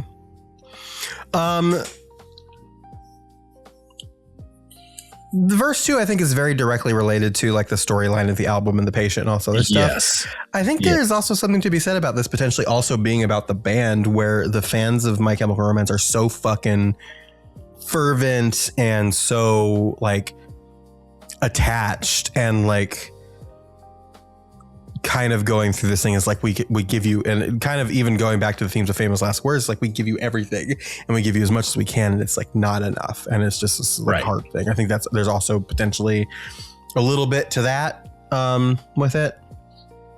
Well, there's that little bit of sadness as like an artist too, where it's just because I'm such an awful fuck. Like it's quite alarming that you do this because I'm such an awful fuck. Like there is always going to be that side of fame where you don't necessarily know the person that's behind that mask. Yeah. And I'm not going to say like GARD is a terrible person. Obviously he's gone to continue to be okay. Like, but we do know times have told us that there are some famous people that are pretty shitty. Yeah, and even if you like think you like give best as like, I don't think Gerard Way is necessarily a bad person. I don't think that's true. Right. But like, if it, assuming like best case like that, like you start like, there is such a, for somebody that has gone through the struggles that Gerard has gone through and like knows that there's such a self-depreciating bit that comes from just living where you think that you are worse than you are. Because of what your brain is telling you all the time. Yeah. And so I think that also is a little bit tongue in cheek in that way too, where it's just like, why do you like us? We're fucking awful. Like, but they're not. It's just like, weird dichotomy thing. It's a fun little thing. Like I'll definitely give it that. Yeah, it's fun. It's a cute little thing. Imagine if they swapped teenagers out with this. Just in the album entirely. Yeah. Well, I think I've been calling and there is a music video for it, which is fucking weird to me. but it looks like too where I kept calling it a sequel in like the last few episodes, like the episodes we've talked about it. It does appear to be a prequel. Prequel feel. Where them getting ready for the performance that they then get fucking assaulted at by a bunch of teenagers. I think it's them getting ready for it because like Bob is like putting the tape on Mikey and like writing on it and like they're getting prepared. So they come in and they walk in and they start getting ready and the cheerleaders come in and dance and this is Frankie Arrow at his gayest, like not knowing what to do with women and trying his best not to touch them or let them touch him. And it's just them all sitting there and just getting prepared and stuff for the thing while the cheerleaders are dancing. And Gerard is sitting in the front. He's making all the weird faces that Gerard makes. And then they vamoose for the performance. And that's kind of like how the music video goes. But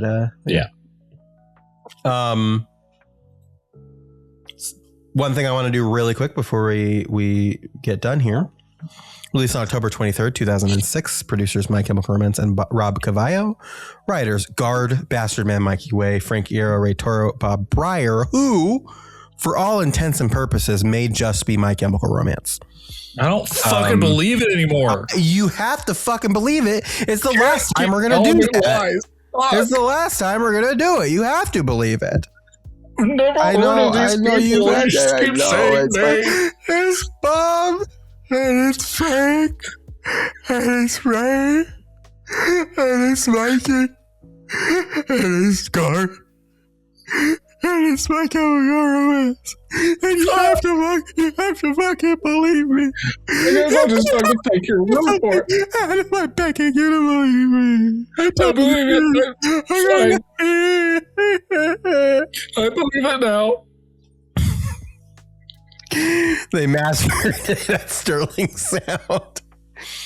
It was a mix of Resonate Music, engineer Lars Fox, label Reprise Records, recording engineer Doug McKean, mixing engineer Chris Lord Alge, mastering engineer Ted Jensen, assistant mixing engineer Keith Armstrong, assistant engineer Jimmy Hoyson and Chris Steffen, background vocals Ray Toro and Frankie Iero. One thing that I did want to mention about the music video is that the little bits where there is background vocals in the music video, Frank will turn to the camera and like say the words, like he'll say blood periodically and he says the "oh thank you" after the awful book line. And it's really fun to watch that in the music video.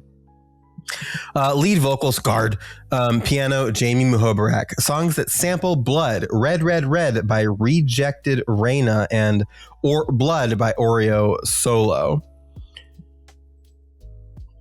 All right. Well, you can go to the savannah for acacia, or the tigers where the spruce are super tall. I found a couple oak trees when I spawned right in, and I made a diamond axe so I can make the others fall.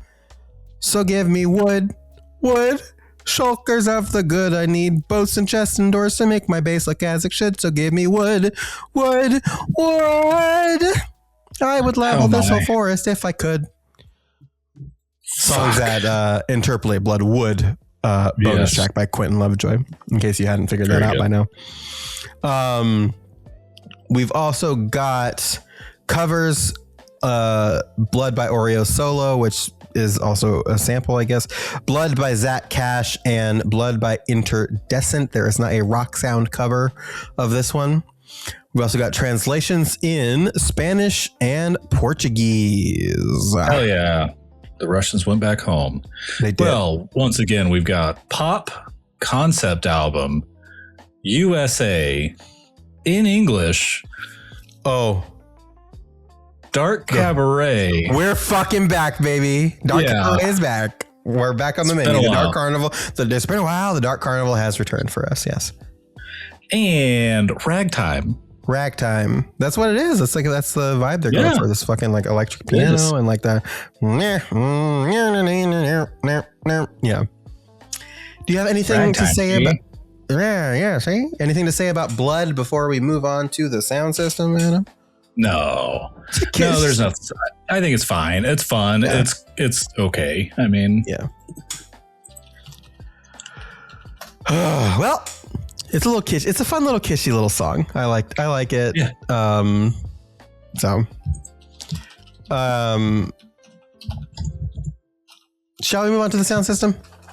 Soundsystem. Soundsystem.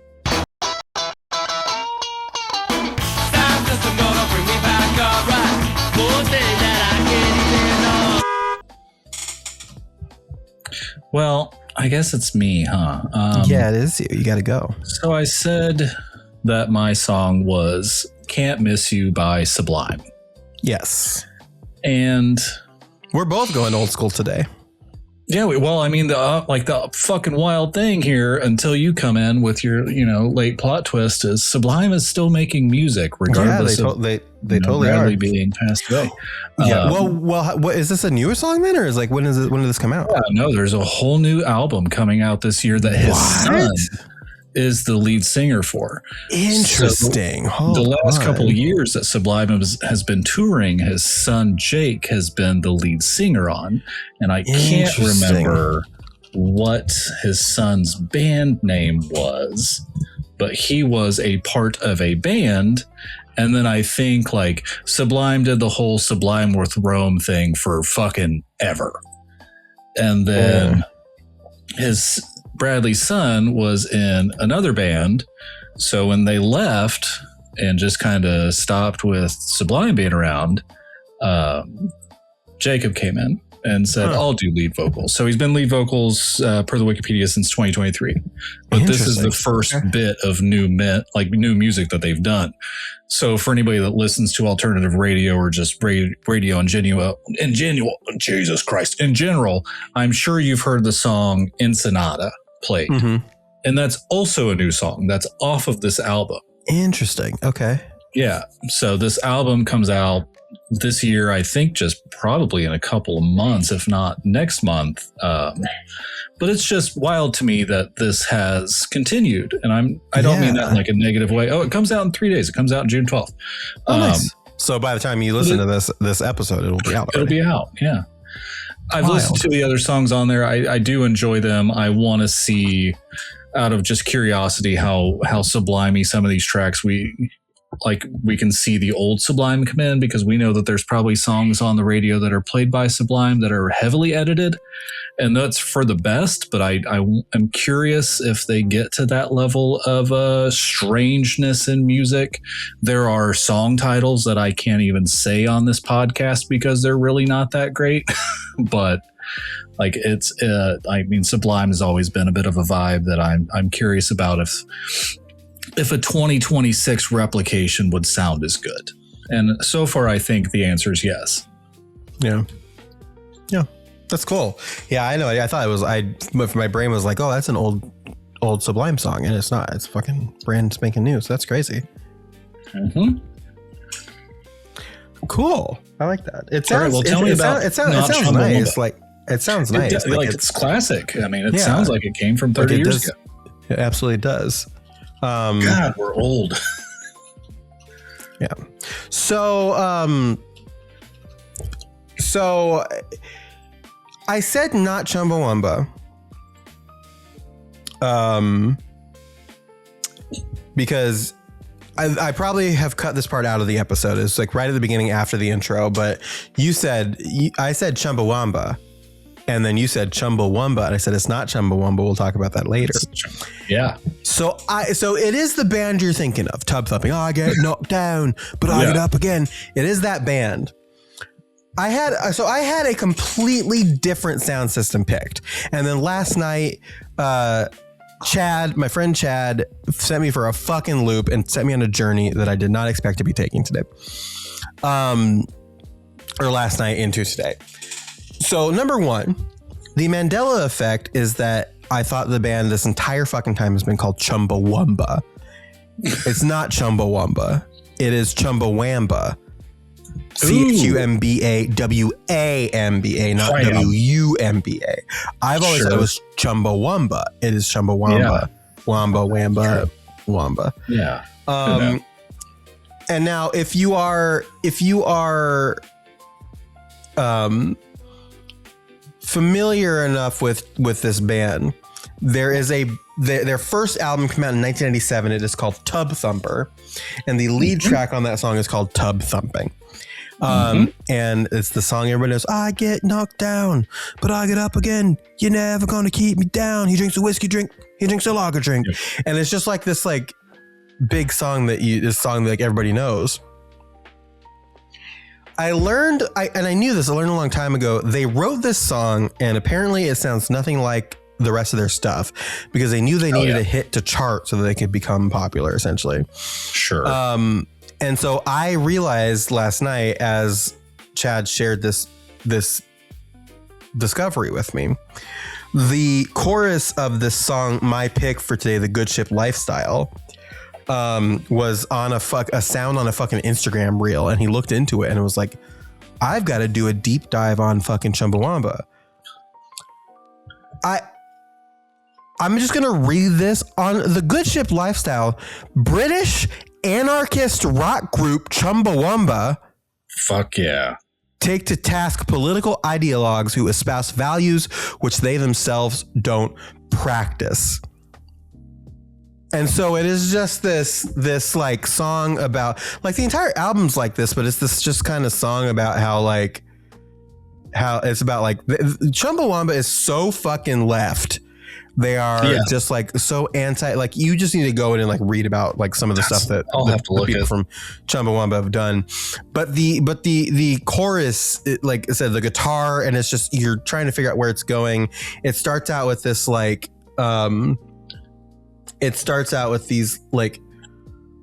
these readings of these locations with this like monotone woman, like very in the style of like the BBC forecasting notices and stuff like that. And then it kind of gets into this like kind of like Enya by way of rock singing of this thing. And then it gets into the chorus and like it just fucking rips. It is such a wild thing to know this band for so many fucking years, basically my entire life, as the Tubthumping band. Right. And then discover that they're actually fucking based as hell and their music fucking whips ass. And I picked The Good Ship Lifestyle because number one, it's a really good song, but number two, it is the first non-Tubthumping song by Chumbawamba that I ever heard. Sure. And it is for me now too. Yeah, hell of an intro to the rest of their discography. So this feels like something that would open an anime. I guess maybe. Like, I think once like it all explodes and you're like, here's your title screen kind of thing. Like it. Sure. The most unsettling baby that I've had to look at on my screen. Yeah, I've also never seen the album before. It is just like this picture of a fucking baby with like a adult's mouth like pasted onto it. It is not. And fucking it's not all fun. black eyes. It's not fun to look at. Yeah, it's very like beady black eyes. I'm listening to the chorus. I dig this. It's just so good. It's so fucking good. So please get into Chumbawamba. I beg of you. I was not expecting any of this to happen last night, and I had to pivot course. In the year of our Lord 2026, please get into Chumbawamba. Yeah. Very leftist, very anarchist. In a shocking turn of events, I could have never predicted. So check them out.